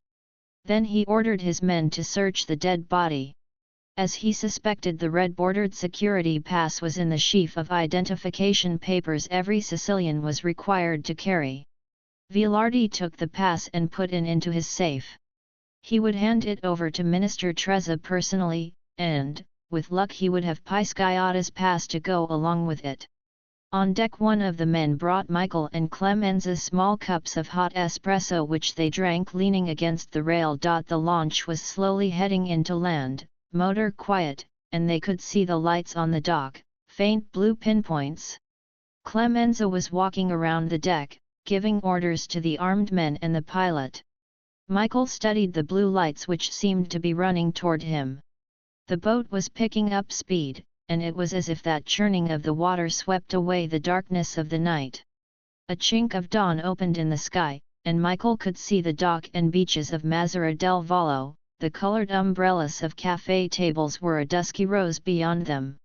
When they docked, there were 3 cars and 6 men waiting. Clemenza led Michael to the lead vehicle, an open and ancient touring car which held only a driver. Clemenza got into the front seat and Michael got into the back. Clemenza said to Michael, "If we get stopped by a carabinieri patrol, you duck down to the floor. We can't fool around here on the road, we just gotta blow them away and make our run." The 3 wide-bodied touring cars were moving in the pale, early sunlight through a countryside almost unchanged since the birth of Christ. Ancient aqueducts and pipes spouted water over the fields. It was already warm and humid, and the air was filled with the smell of flowers beginning to rot in the heat of the Sicilian summer. They were passing through the Selinunte, the ruins of the ancient Greek city, and Michael could see from time to time the crumbling columns of marble temples scattered over western Sicily by the Greek colonists more than 2,000 years ago. These columns loomed eerily in the yellow light, their fragments of roof dripping blackly like rain against the blue sky. The rich black earth foamed up against walls of granite cliffs. There was not a house, not an animal, not a man to be seen. It was a landscape created by the slash of a giant sword. Then they swung north to hit the Trapani-Castelvetrano road. And now Michael and Clemenza were more alert. It was along this road that Pisciotta would intercept them and bring them to Giuliano. Michael felt an intense excitement. The 3 touring cars went more slowly now. Clemenza had a machine pistol lying on the seat on his left side so he could bring it up quickly over the car door. His hands were positioned on it. The sun had climbed into its rightful dominance, and its rays were a hot gold. The cars kept slowly on, they were almost upon the town of Castelvetrano. Clemenza ordered the driver to go even more slowly. He and Michael watched for any sign of Pisciotta. They were now on the outskirts of Castelvetrano, ascending a hilly road, and stopping so that they could look down the main street of the town lying below them. From their high vantage point Michael could see the road from Palermo clogged with vehicles, military vehicles. The streets were swarming with carabinieri in their black uniforms with white piping. There was the wail of many sirens that did not seem to scatter the crowds of people in the main street. Overhead 2 small planes were circling. The driver cursed and stepped on the brake as he pulled the car to the side of the road. He turned to Clemenza and said, "Do you want me to go on?" Michael felt a queasiness at the pit of his stomach.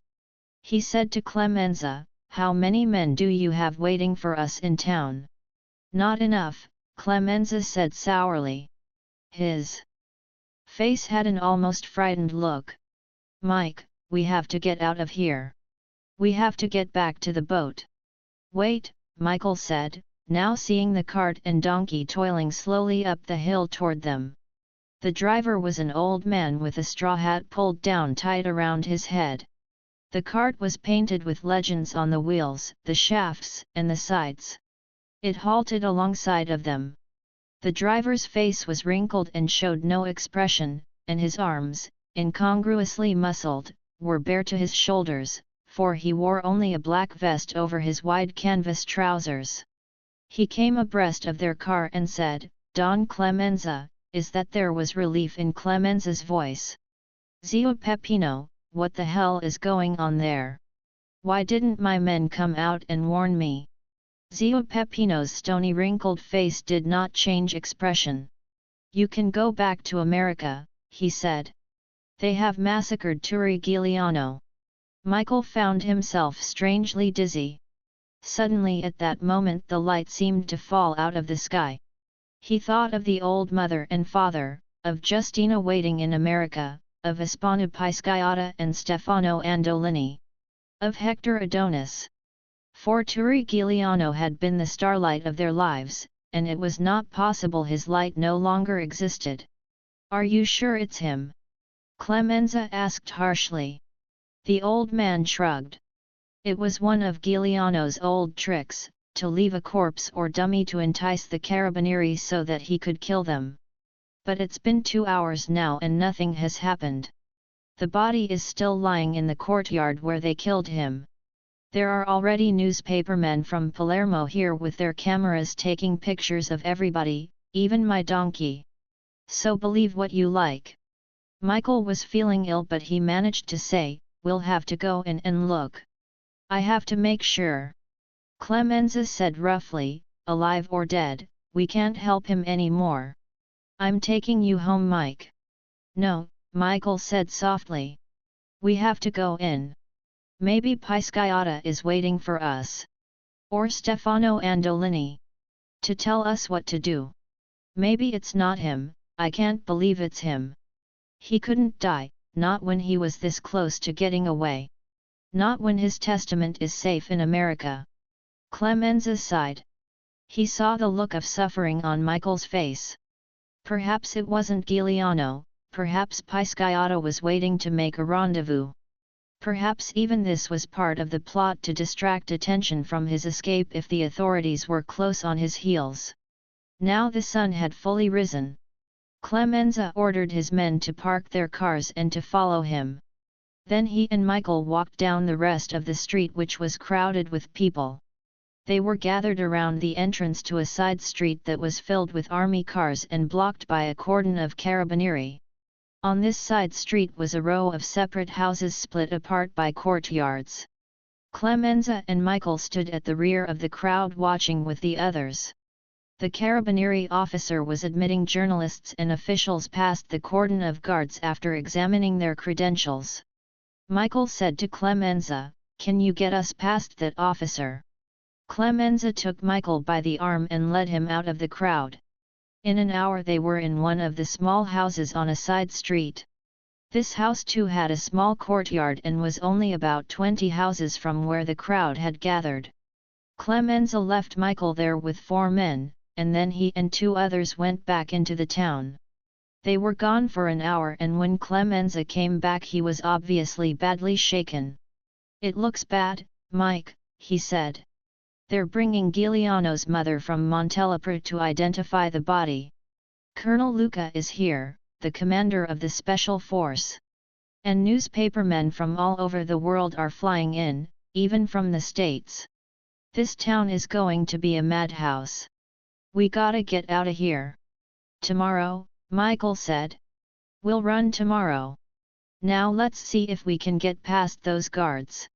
Did you do anything about that? Not yet, Clemenza said. Well, let's go out and see what we can do, Michael said. Against Clemenza's protest, they went out into the street. The whole town seemed to be covered with carabinieri. There must be at least 1,000 of them, Michael thought. And there were literally hundreds of photographers. The street was clogged with vans and automobiles and there was no way of getting near the courtyard. They saw a group of high-ranking officers going into a restaurant, and the whisper went around that this was Colonel Luca and his staff having a celebration lunch. Michael caught a glimpse of the colonel. He was a small wiry man with a sad face, and because of the heat he had taken off his braided cap and was wiping his partially bald head with a white handkerchief. A crowd of photographers was taking his picture and a mob of journalists was asking him questions. He waved them aside without answering and disappeared into the restaurant. The town streets were so dense with people that Michael and Clemenza could hardly move. Clemenza decided they should go back to the house and wait for information. Late that afternoon word was brought by one of his men that Maria Lombardo had identified the body as that of her son. They ate dinner in an open-air cafe. It had a blaring radio giving news reports of Giuliano's death. The story was that the police had surrounded a house in which they believed Giuliano to be hiding. When he came out he was ordered to surrender. He had immediately opened fire. Captain Perenz, Colonel Luca's chief of staff, was giving interviews on the radio to a panel of journalists. He told how Giuliano had started to run and he, Captain Perenz, had followed him and cornered him in the courtyard. Giuliano had turned like a lion at bay, Captain Perenz said, and he, Perenz, had returned his fire and killed him. Everybody in the restaurant was listening to the radio. Nobody was eating. The waiters made no pretense of serving, they also listened. Clemenza turned to Michael and said, "The whole thing is fishy. We leave tonight." But at that moment the street around the cafe filled with security police. An official car pulled up to the curb and out of it stepped Inspector Vilardi. He came up to their table and placed his hand on Michael's shoulder. "You are under arrest," he said. He fastened his icy blue eyes on Clemenza. "And for good luck we'll take you with him. A word of advice. I have 100 men around this cafe. Don't make a fuss or you'll join Giuliano in hell." A police van had pulled up to the curb. Michael and Clemenza were swarmed over by security police, searched and then pushed roughly into the van. Some newspaper photographers eating in the cafe had jumped up with their cameras and were immediately clubbed back by the security police. Inspector Vilardi watched all this with a grim satisfied smile. The next day the father of Turi Giuliano spoke from the balcony of his home in Montelepro to the people in the street below. In the old tradition of Sicily, he declared a vendetta against the betrayers of his son. Specifically he declared a vendetta against the man who had killed his son. That man, he said, was not Captain Perenz, not a carabinier. The man he named was Ispano Pisciata. Chapter 28 Ispano Pisciata had felt the black worm of treachery growing in his heart for the past year. Pisciata had always been loyal. Since childhood he had accepted Giuliano's leadership without jealousy. And Giuliano had always proclaimed that Pisciata was co-leader of the band, not one of the sub-chiefs like Passatempo, Terranova, Andolini, and the corporal. But Giuliano's personality was so overwhelming that the co-leadership became a myth. Giuliano commanded.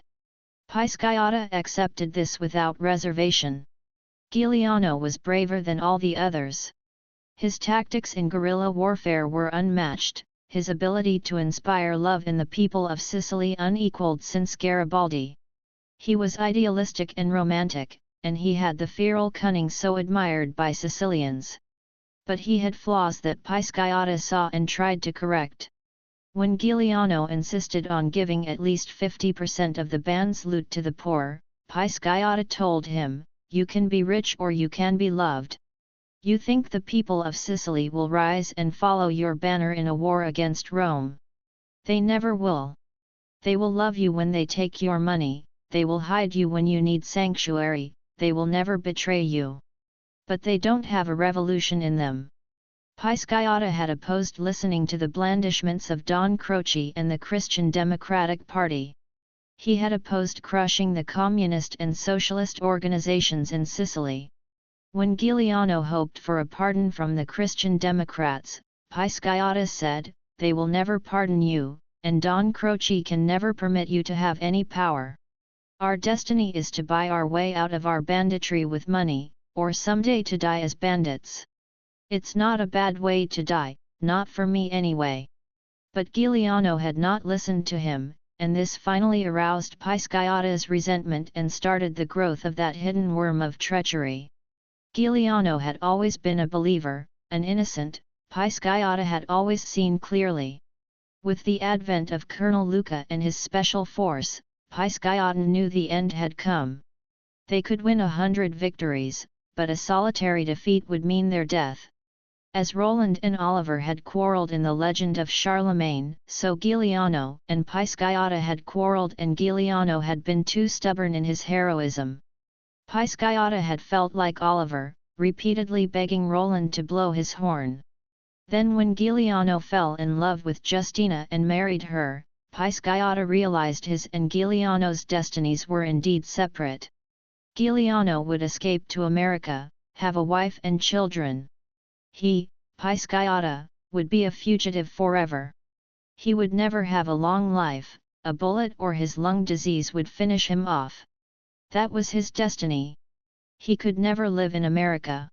What worried Pisciotta most was that Giuliano, who had found love and tenderness in a young girl, had become more ferocious as a bandit. He killed carabinieri where previously he had captured them. He had executed passatempo while on his honeymoon. He showed no mercy to anyone he suspected of informing. Pisciotta was in terror that the man he had loved and defended all these years might turn on him. He worried that if Giuliano learned of some of the things he had recently done, he, too, might be executed. Don Croce had studied the relationship between Giuliano and Pisciotta closely for the last 3 years. They were the sole danger to his plans of empire. They were the only obstacles to his rule of Sicily. At first he had thought he could make Giuliano and his band the armed forces of the Friends. He had sent Hector Adonis to sound Giuliano out. The proposition was clear. Turi Giuliano would be the great warrior. Don Croce the great statesman. But Giuliano would have to bend his knee, and this he refused to do. He had his own star to follow, to help the poor, to make Sicily a free country, to lift the yoke of Rome. This Don Croce could not comprehend. But from 1943 to 1947, Giuliano's star was in ascendancy. The Don still had to forge the Friends into one unified force. The Friends had not recovered from the terrible decimation of their ranks by Mussolini's fascist government. So the Don gentled Giuliano's power by enticing him into an alliance with the Christian Democratic Party. Meanwhile he built the Mafia empire anew and bided his time. His first stroke, the engineering of the massacre at the Portella della Ginestra, with the blame falling on Giuliano, had been a masterpiece, but he could not claim the credit his due. That stroke destroyed any chance that the government in Rome might pardon Giuliano and support his bid for power in Sicily. It also stained forever the hero's mantle Giuliano wore as the champion of the poor in Sicily. And when Giuliano executed the 6 mafia chiefs, the Don had no choice. The Friends of the Friends and Giuliano's band had to fight each other to the death. So Don Croce had focused more intently on Pisciotta. Pisciotta was clever, but as young men are clever, that is, he did not give full weight to the hidden terror and evil in the hearts of the best of men. And Pisciotta too had a taste for the fruits and temptations of the world. Where Giuliano disdained money, Pisciotta loved the rewards money brought. Giuliano did not have a penny for his personal fortune, though he had earned over 1 billion lire with his crimes. He distributed his share of the spoils to the poor and to help support his family. But Don Croce had observed that Pisciotta wore the finest tailored suits in Palermo and visited the most expensive prostitutes. Also that Pisciotta's family lived much better than Giuliano's. And Don Croce learned that Pisciotta had money stored in Palermo's banks under false names, and had taken other precautions that only a man interested in staying alive would make. Like false identity papers in 3 different names, a safe house prepared in Trapani. And Don Croce knew that all this was a secret held from Giuliano. So he awaited Pisciotta's visit, a visit requested by Pisciotta, who had known the Don's house was always open to him, with interest and pleasure. And also with prudence and foresight. He was surrounded by armed guards, and he had alerted Colonel Luca and Inspector Vilardi to be ready for a conference if all went well. If it did not, if he had misjudged Pisciotta, or if this was a triple-dyed treachery cooked up by Giuliano to have the Don killed, then it would be the grave for a spawn of Pisciotta. Pisciotta allowed himself to be disarmed before he was led into the presence of Don Croce. He had no fear, for he had just a few days before done the Don an enormous service. He had warned him of Giuliano's plan to attack the hotel. The 2 men were alone. Don Croce's servants had prepared a table of food and wine, and Don Croce, an old-fashioned rustic host, filled Pisciotta's plate and glass. "The good times are over," Don Croce said. "Now we must be very serious, you and I. The time has come to make the decision that will decide our lives. I hope you are ready to listen to what I have to say." "I don't know what your trouble is," Pisciotta said to the Don. "But I know that I have to be very clever to save my skin." "You don't wish to emigrate?" the Don asked. "You could go to America with Giuliano. The wine isn't as good and the olive oil is water, and they have the electric chair. After all, they are not as civilized as our government here. You couldn't do anything rash. But it's not a bad life there." Pisciotta laughed. "What would I do in America?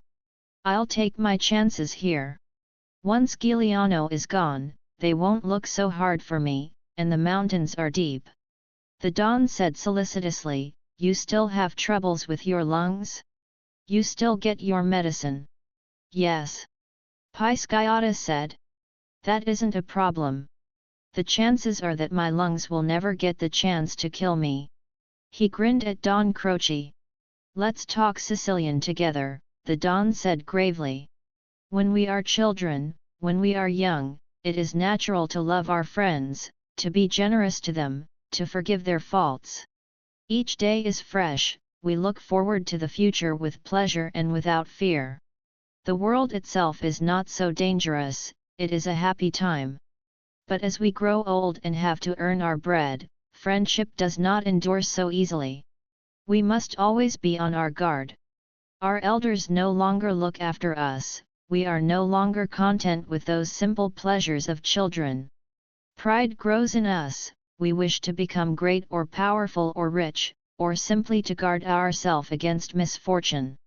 I know how much you love Turi Giuliano, but now you must ask yourself, what is the price of this love?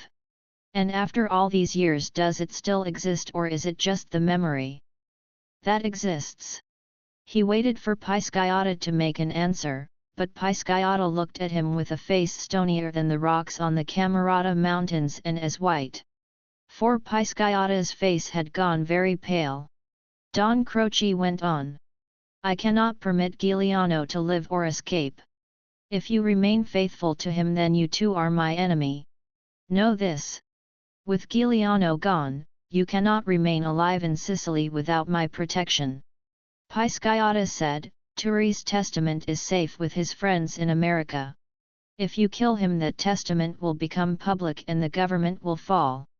A new government may force you to retire to your farm here in Villaba or even worse." The Don chuckled. Then roared with laughter. He said with contempt, "Have you read this famous testament?" "Yes," Piscayata said, bewildered by the Don's reaction. "I have not," the Don said. "But I have decided to act as if it does not exist." Piscayata said, "You ask me to betray Giuliano. What makes you think that is possible?" Don Croce smiled. "You warned me about his attack on my hotel. That was an act of friendship. El did that for Giuliano, not for you," Piscayata said. "Turi is no longer rational. He plans to kill you. Once you are dead, then I know there is no longer hope for any of us. The friends of the friends will never rest until we are dead, testament or no testament. He could have been out of the country days ago, but he lingers, hoping to get his revenge in your life. I came to this meeting to make an arrangement with you. Giuliano will leave this country within the next few days, he will end his vendetta with you. Let him go." Don Croce leaned back from his plate of food on the table. He sipped his glass of wine. "You're being childish," he said. "We have come to the end of the history. Giuliano is too dangerous to remain alive. But I cannot kill him. I must live in Sicily, I cannot kill its greatest hero and do the things I must do. Too many people love Giuliano, too many of his followers will seek revenge for his death. It must be the Carabinieri to do the job.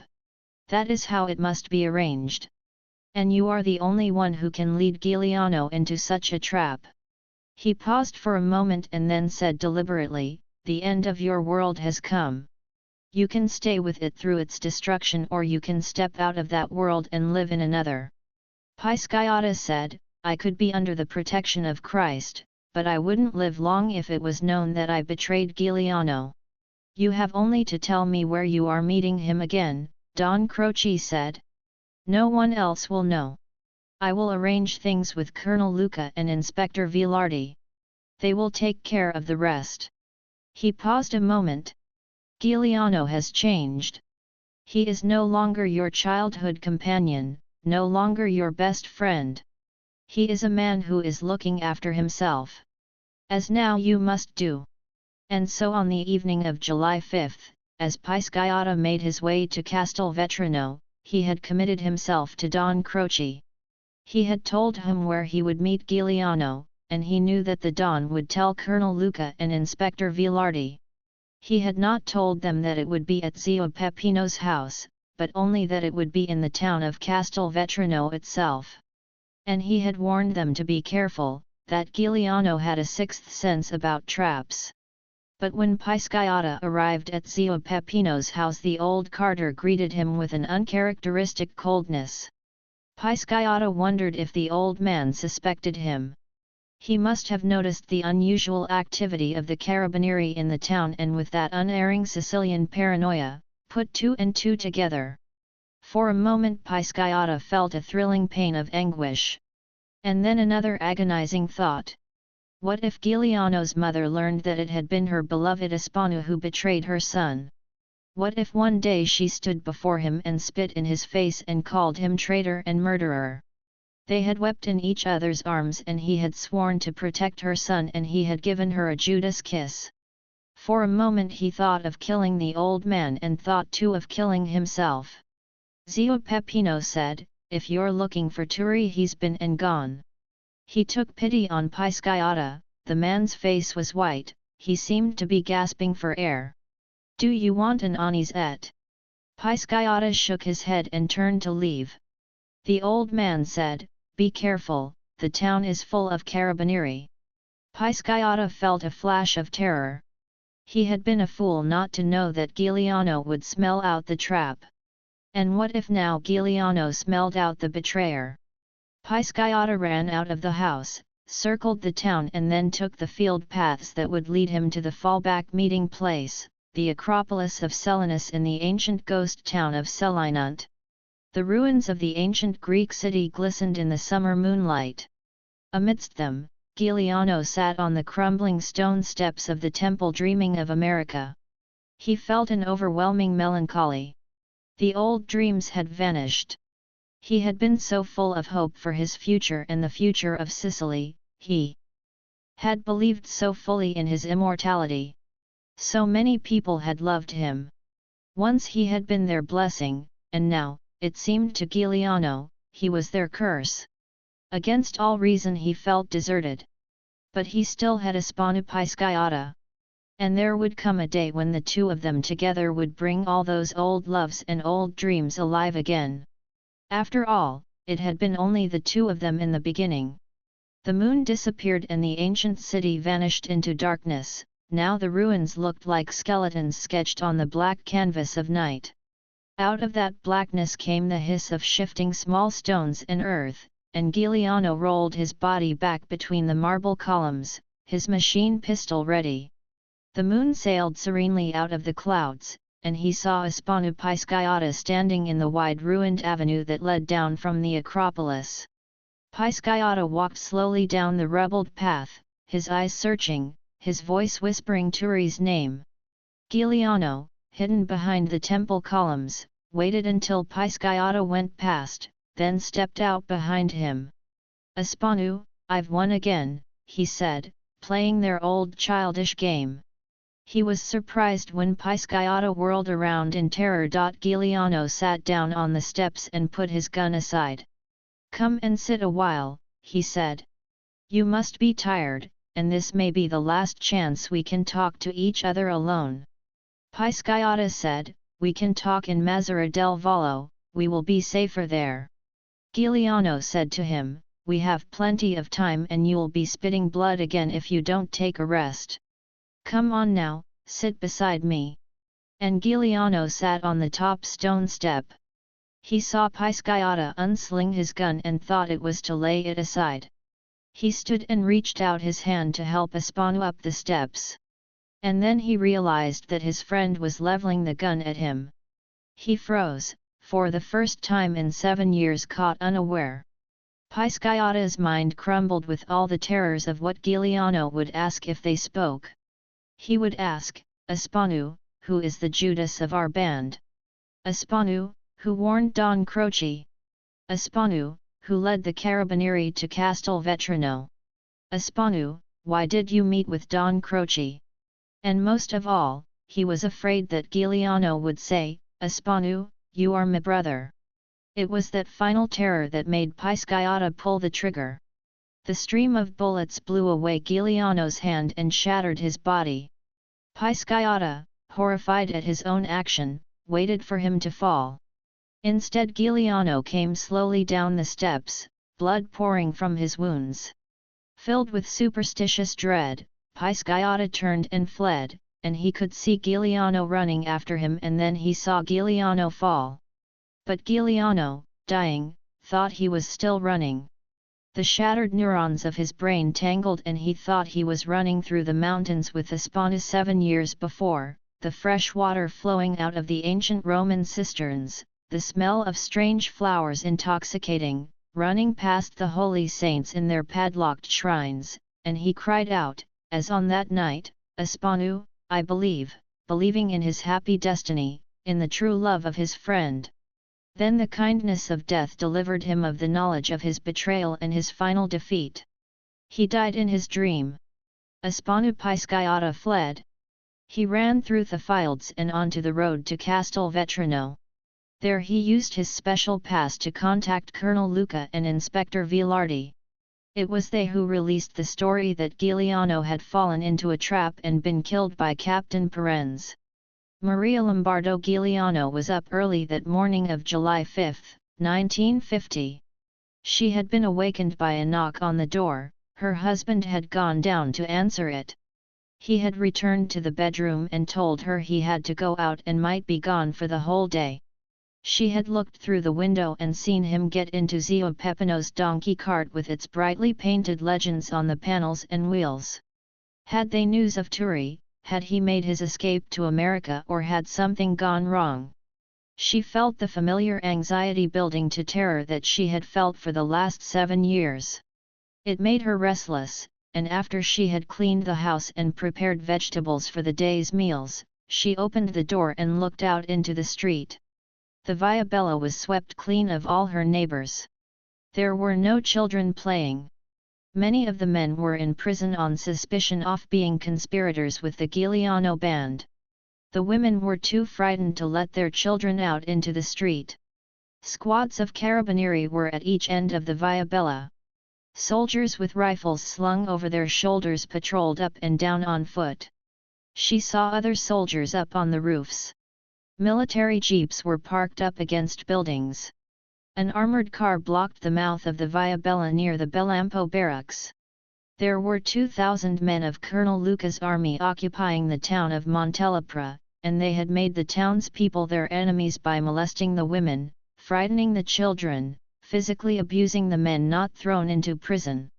And all these soldiers were here to kill her son. But he had flown to America, he would be free, and when the time was ripe, she and her husband would join him there. They would live in freedom, without fear. She went back into the house and found herself work to do. She went to the rear balcony and looked at the mountains. Those mountains from which Giuliano had observed this house, with his binoculars. She had always felt his presence, she did not feel it now. He was surely in America. A loud pounding on the door froze her with terror. Slowly she went to open it. The first thing she saw was Hector Adonis, and he looked as she had never seen him look before. He was unshaven, his hair unruly, he wore no cravat. The shirt beneath his jacket was rumpled and the collar was smudged with dirt. But what she noticed most was that all dignity was gone from his face. It was crumpled with hopeless grief. His eyes were brimming with tears as he looked at her. She let out a muffled scream. He came into the house and said, "Don't, Maria, I beg of you." A very young lieutenant of the Carabinieri came in with him. Maria Lombardo looked past them into the street. There were 3 black cars parked in front of her house with Carabinieri drivers. There was a cluster of armed men on each side of the door. The lieutenant was young and rosy-cheeked. He took off his cap and put it under his arm. "You are Maria Lombardo Giuliano?" he asked formally. His accent was that of the north, of Tuscany. Maria Lombardo said yes. Her voice was a croak of despair. There was no saliva in her mouth. "I must ask you to accompany me to Castelvetrano," the officer said. "I have a car waiting. Your friend here will accompany us. If you approve, of course." Maria Lombardo's eyes were open wide. She said in a firmer voice. "For what reason? I know nothing of Castelvetrano or anyone there." The lieutenant's voice was softer, hesitant. "There is a man there we wish you to identify. We believe he is your son." "It is not my son, he never goes to Castelvetrano," Maria Lombardo said. "Is he?" "Yes," the officer said. Maria Lombardo let out a long wail and sank down to her knees. "My son never goes to Castelvetrano," she said. Hector Adonis came over to her and put his hand on her shoulder. "You must go," he said. "Perhaps it is one of his tricks, he has done this before." "No," she said. "Elle won't go." "I won't go." The lieutenant said, "Is your husband at home? We can take him instead." Maria Lombardo remembered Zio Peppino calling for her husband early that morning. She remembered the sense of foreboding when she had seen that painted donkey cart. "Wait," she said. She went into her bedroom and changed into a black dress and put a black shawl over her head. The lieutenant opened the door for her. She went out into the street. There were armed soldiers everywhere. She looked down the Via Bella, to where it ended in the square. In the shimmering July sunlight she had a clear vision of Turi and Espano leading their donkey to be mated 7 long years ago, on the day he was to become a murderer and an outlaw. She began to weep and the lieutenant took her arm and helped her into one of the black cars that was waiting. Hector Adonis got in beside her. The car moved off through the silent groups of carabinieri, and she buried her face in the shoulder of Hector Adonis, not weeping now but in mortal terror of what she would see at the end of her journey. The body of Turi Giuliano lay in the courtyard for 3 hours. He seemed to be sleeping, his face down and turned to the left, one leg bent at the knee, his body sprawled. But the white shirt was almost scarlet. Near the mutilated arm was a machine pistol. Newspaper photographers and reporters from Palermo and Rome were already on the scene. A photographer for Life magazine was snapping pictures of Captain Perenz, and the picture would appear with the caption that he was the slayer of the great Giuliano. Captain Perenz's face in the picture was good-natured and sad, and also a little bewildered. He wore a cap on his head which made him look like an affable grocer rather than a police officer. But it was the pictures of Turi Giuliano that filled the newspapers all over the world. On one outstretched hand was the emerald ring he had taken from the Duchess. Around his body was the belt with golden buckle with its engraved eagle and lion. A pool of blood lay beneath his body. Before Maria Lombardo's arrival, the body was taken to the town mortuary and put on a huge oval marble slab. The mortuary was part of the cemetery, which was ringed with tall black cypresses. It was here that Maria Lombardo was brought and made to sit on a stone bench.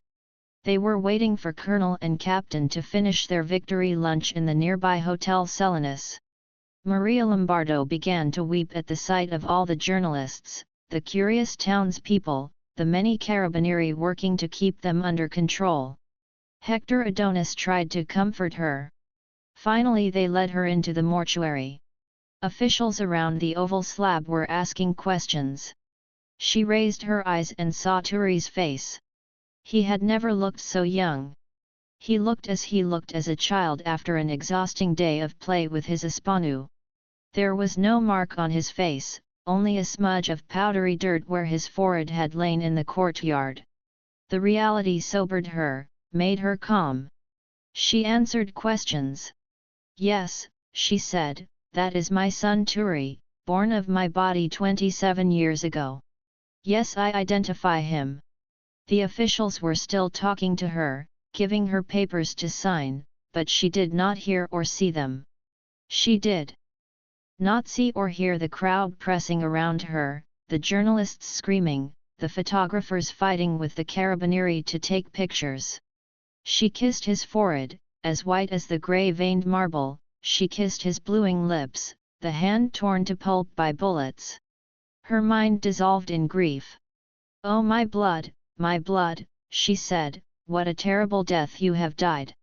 She lost consciousness then, and when the attending physician gave her a shot and she had been brought to her senses, she insisted on going to the courtyard where her son's body had been found. There she knelt and kissed the bloodstains on the ground. When she was brought home to Montelepra she found her husband waiting for her. It was then she learned the murderer of her son was her beloved Espanu. Chapter 29 Michael Corleone and Peter Clemenza were transported to the Palermo jail right after their arrest. From there they were taken to Inspector Vilardi's office to be interrogated. Vilardi had 6 carabinieri officers, fully armed, with him. He greeted Michael and Clemenza with a cold courtesy and spoke to Clemenza first. "You are an American citizen," he said. "You have a passport that says you have come here to pay your brother a visit." Don Domenico Clemenza of Trapani. "A very respectable man, they tell me. A man of respect." He said the traditional phrase with obvious sarcasm. "We find you with this Michael Corleone, and you are armed with lethal weapons in the town where Turi Giuliano has met his death just a few hours before. Would you care to make a statement?" Clemenza said, "I was out hunting, we were looking for rabbits and foxes. Then we saw all the commotion in Castelvetrano when we stopped at a café for our morning coffee. So we went to see what had happened. In America do you shoot rabbits with a machine pistol?" Inspector Vilardi asked. He turned to Michael Corleone. "We have met before, you and I, we know what you are here for. And your fat friend knows too.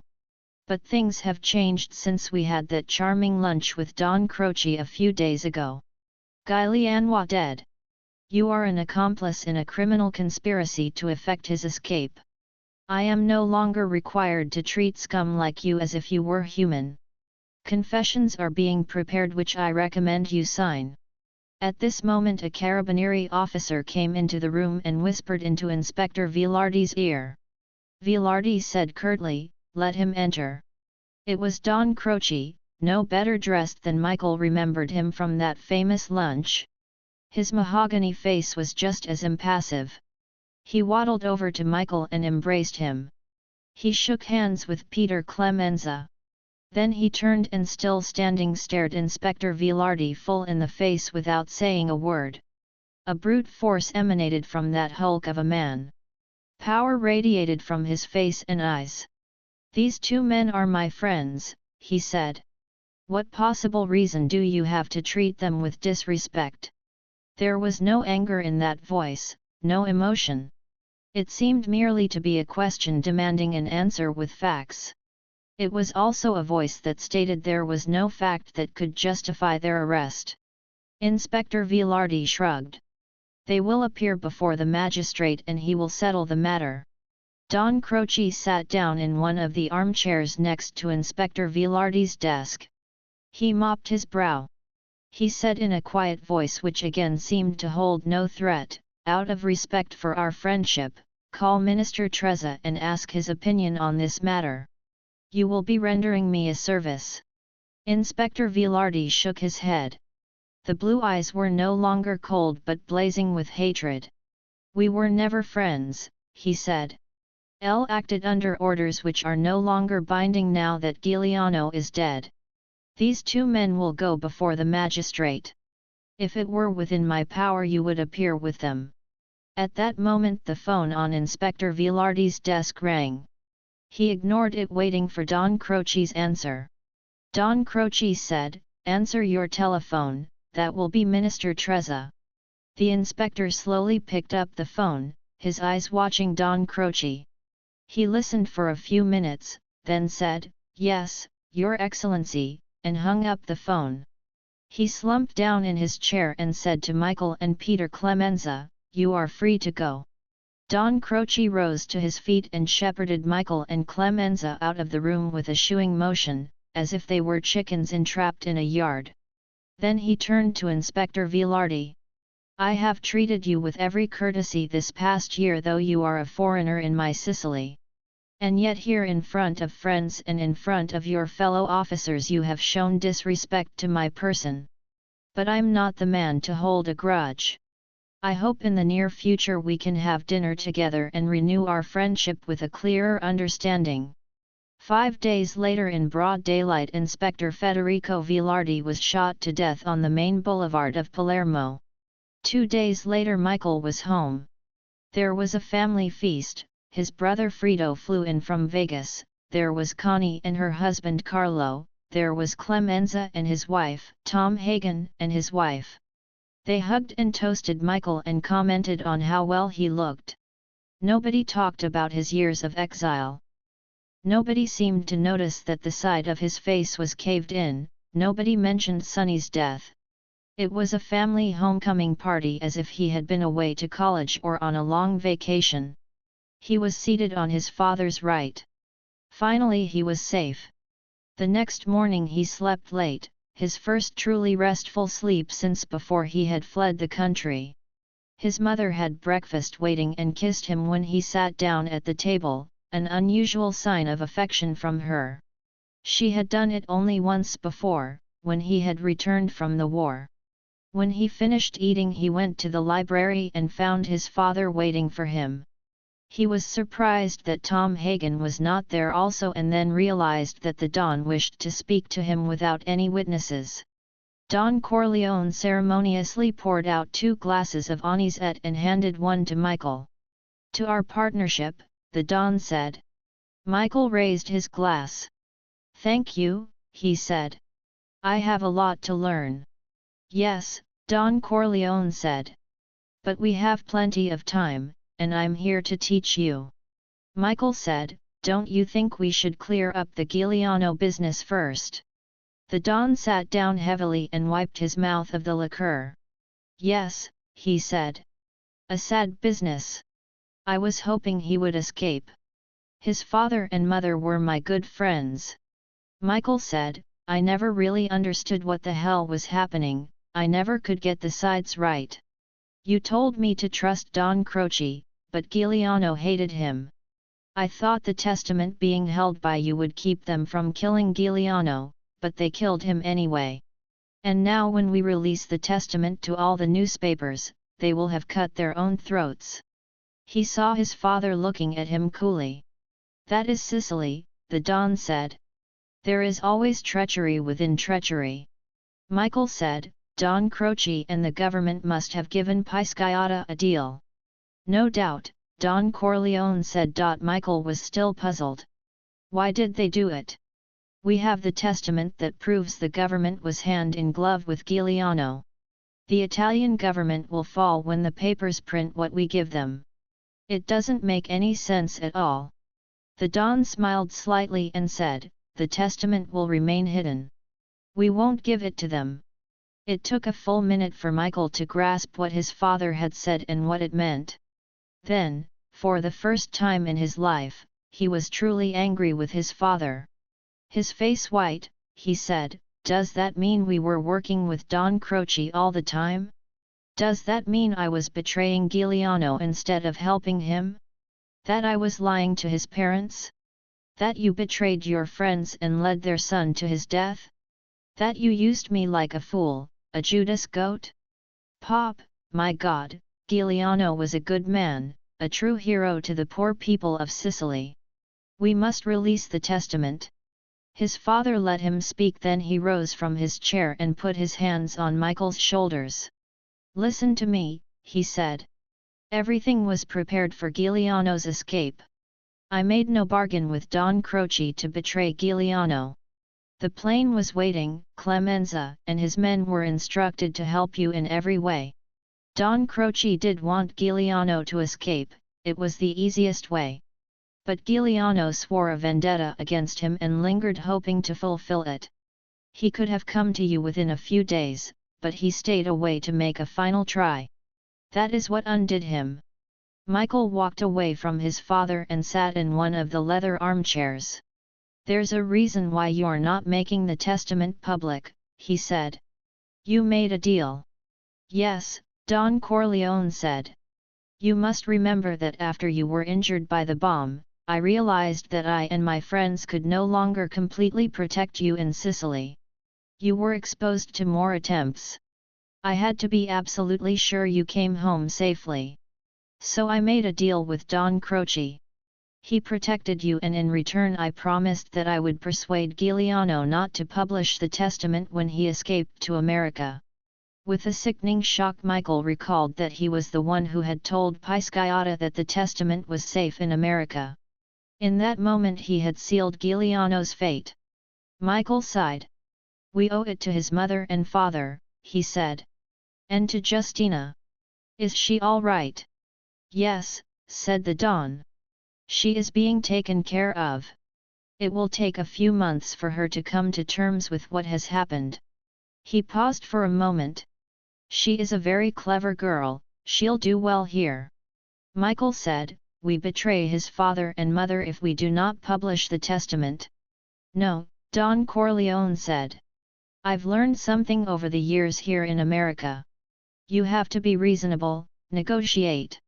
What good would publishing the testament do? Probably the Italian government would fall, but maybe it would not. Minister Trezza would be out of a job, but do you think they would punish him?" Michael said angrily, "He is the representative of a government that conspired to murder its own people." The Don shrugged. "So? But let me go on. Would publishing the testament help Giuliano's mother and father or his friends? The government would go after them, put them in jail, persecute them in many ways. Far worse, Don Croce might put them in his bad books. Let them have peace in their old age. I'll make a deal with the government and Don Croce to protect them. And so my holding the testament will be useful. Michael said sardonically, and useful to us if we should need it some day in Sicily. I can't help that, his father said with a twitch of a smile.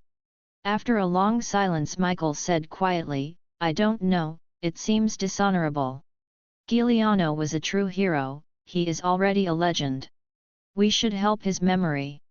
Not let that memory go down in defeat. For the first time the Don showed annoyance. He poured himself another glass of anisette and drank it down. He pointed a finger at his son. You wanted to learn, he said. Now listen to me. A man's first duty is to keep himself alive. Then comes what everyone calls honor. This dishonor, as you call it, I willingly take upon myself. I did it to save your life as you once took on dishonor to save mine. You would never have left Sicily alive without Don Croce's protection. So be it. Do you want to be a hero like Giuliano, a legend? And dead? I love him as the son of my dear friends, but I do not envy him his fame. You are alive and he is dead. Always remember that and live your life not to be a hero but to remain alive. With time, heroes seem a little foolish. Michael sighed. Giuliano had no choice, he said. We are more fortunate, the Don said. It was the first lesson Michael received from his father and the one he learned best. It was to color his future life, persuade him to make terrible decisions he could never have dreamed of making before. It changed his perception of honor and his awe of heroism. It helped him to survive, but it made him unhappy. For despite the fact that his father did not envy Giuliano, Michael did. Chapter 30 The death of Giuliano crushed the spirit of the people of Sicily. He had been their champion, their shield against the rich and the nobility, the friends of the friends, the Christian democratic government in Rome. With Giuliano gone, Don Croce Mallow put the island of Sicily through his olive press and squeezed out an immense fortune from rich and poor alike. When the government tried to build dams to provide cheap water, Don Croce had heavy equipment for building dams blown up. After all, he controlled all the water wells in Sicily. Dams supplying cheap water were not to his interest. With the post-war boom in building, Don Croce's inside information and persuasive negotiation style procured the best building sites at a cheap price. He sold dear. He took under his personal protection all the businesses of Sicily. You could not sell an artichoke in Palermo's market stalls without paying Don Croce a few centesimi. The rich could not buy jewels for their wives or racing horses for their sons without taking out insurance with Don Croce. And with a firm hand he discouraged all the foolish hopes of peasants who wished to claim uncultivated land from the estate of Prince Olerto, because of nonsensical laws passed by the Italian Parliament. Squeezed between Don Croce, the nobles, and the government in Rome, the Sicilian people gave up hope. In the 2 years after Giuliano's death, 500,000 Sicilians, most of them young males, emigrated. They went to England and became gardeners, makers of ice cream, waiters in restaurants. They went to Germany and did heavy manual labor, to Switzerland to keep that country clean and build cuckoo clocks. They went to France as kitchen helpers and sweepers in garment houses. They went to Brazil to hack out clearings in the forest. Some went to the cold winters of Scandinavia. And of course there were the fortunate few recruited by Clemenza to serve in the Corleone family in the United States. These were considered the luckiest of all.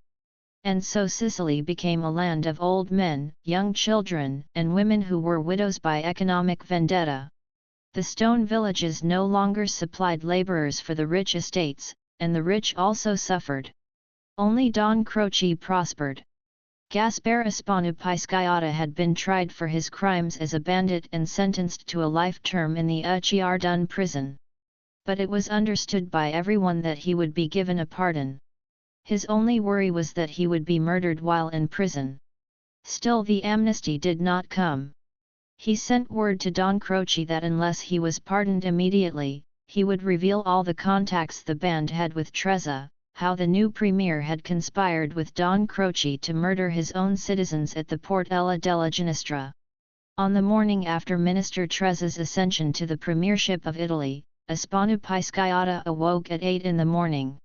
He had a large cell, filled with plants and large screens of needlework he had taken up during his time in jail. The brilliant silk of the embroidery patterns seemed to quiet his mind, for now he often thought of his childhood with Turi Giuliano, of their love for each other. Pisciotta prepared his morning coffee and drank it. He had a fear of being poisoned. So everything in that cup of coffee had been brought to him by his family. The prison food he first fed in tiny portions to the pet parrot he kept in a cage. And for emergencies he kept on one of his shelves, with the embroidery needles and piles of fabric, a huge jar of olive oil. He hoped that by pouring it down his throat, he would counter the effect of the poison or cause himself to vomit it up. He did not fear any other violence, he was too well guarded. Only visitors he approved were allowed to his cell door, he was never permitted out of this room. He waited patiently for the parrot to eat and digest his food and then ate his own breakfast with good appetite.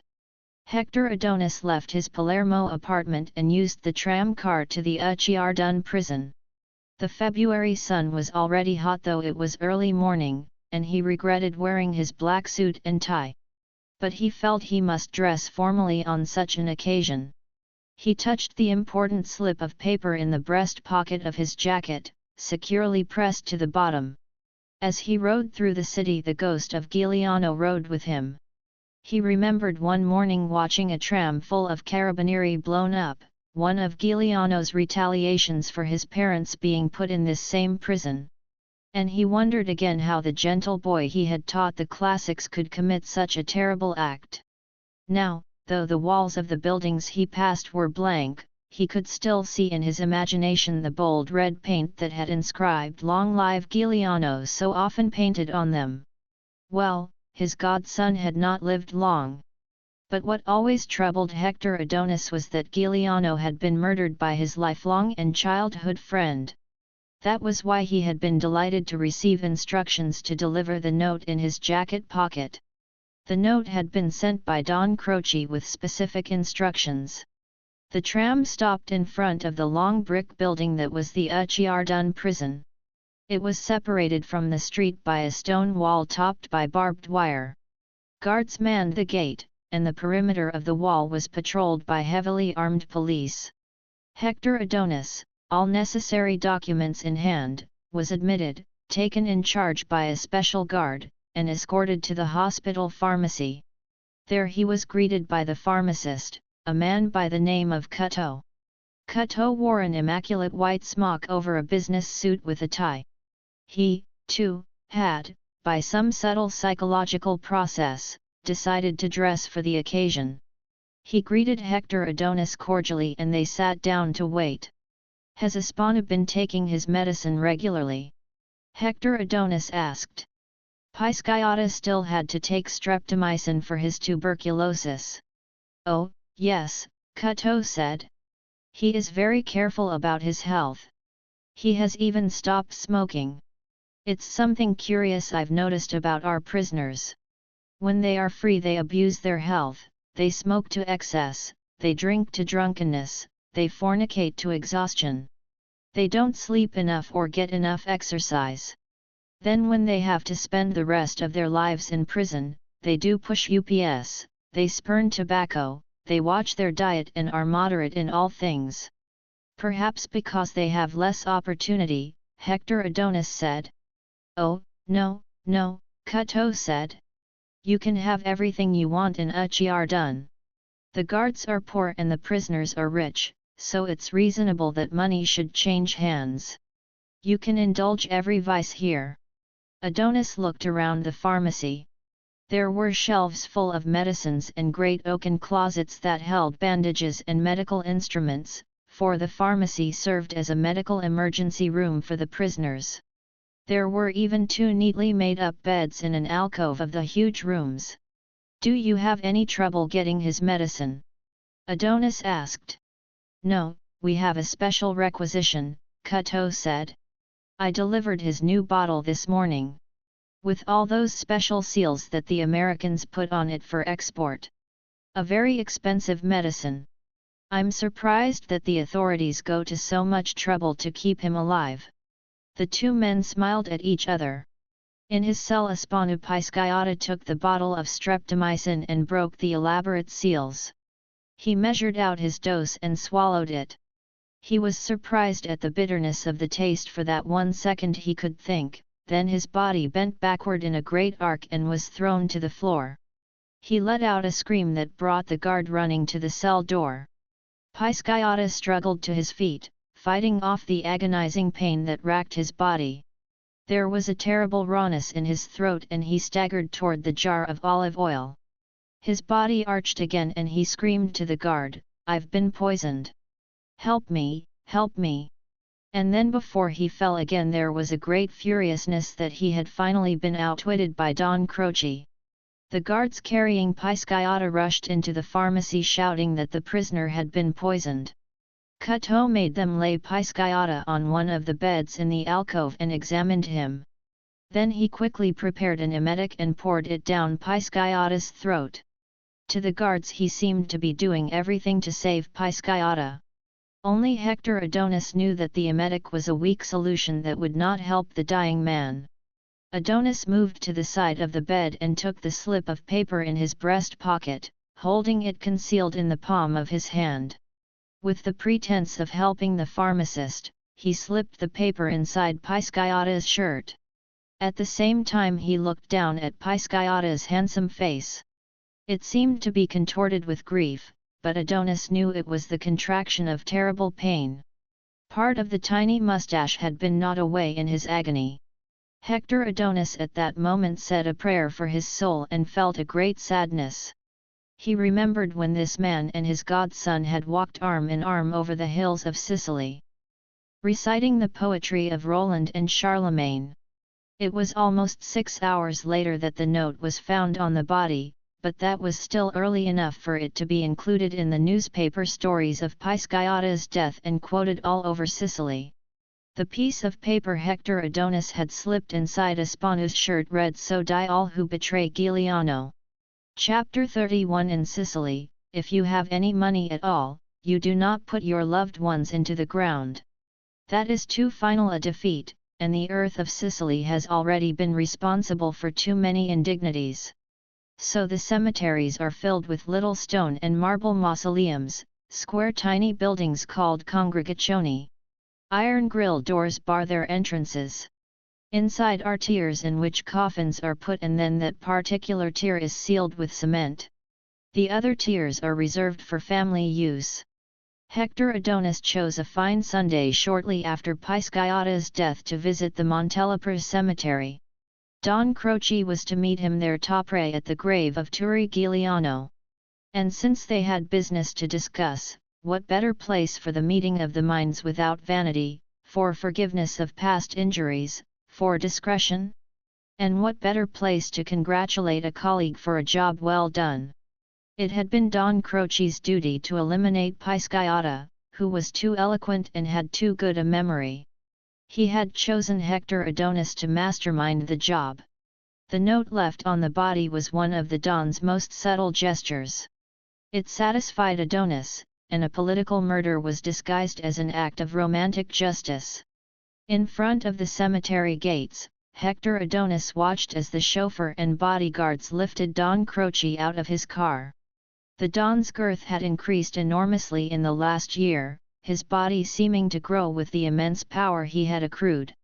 The two men passed through the gate together. Adonis looked up at the curved archway.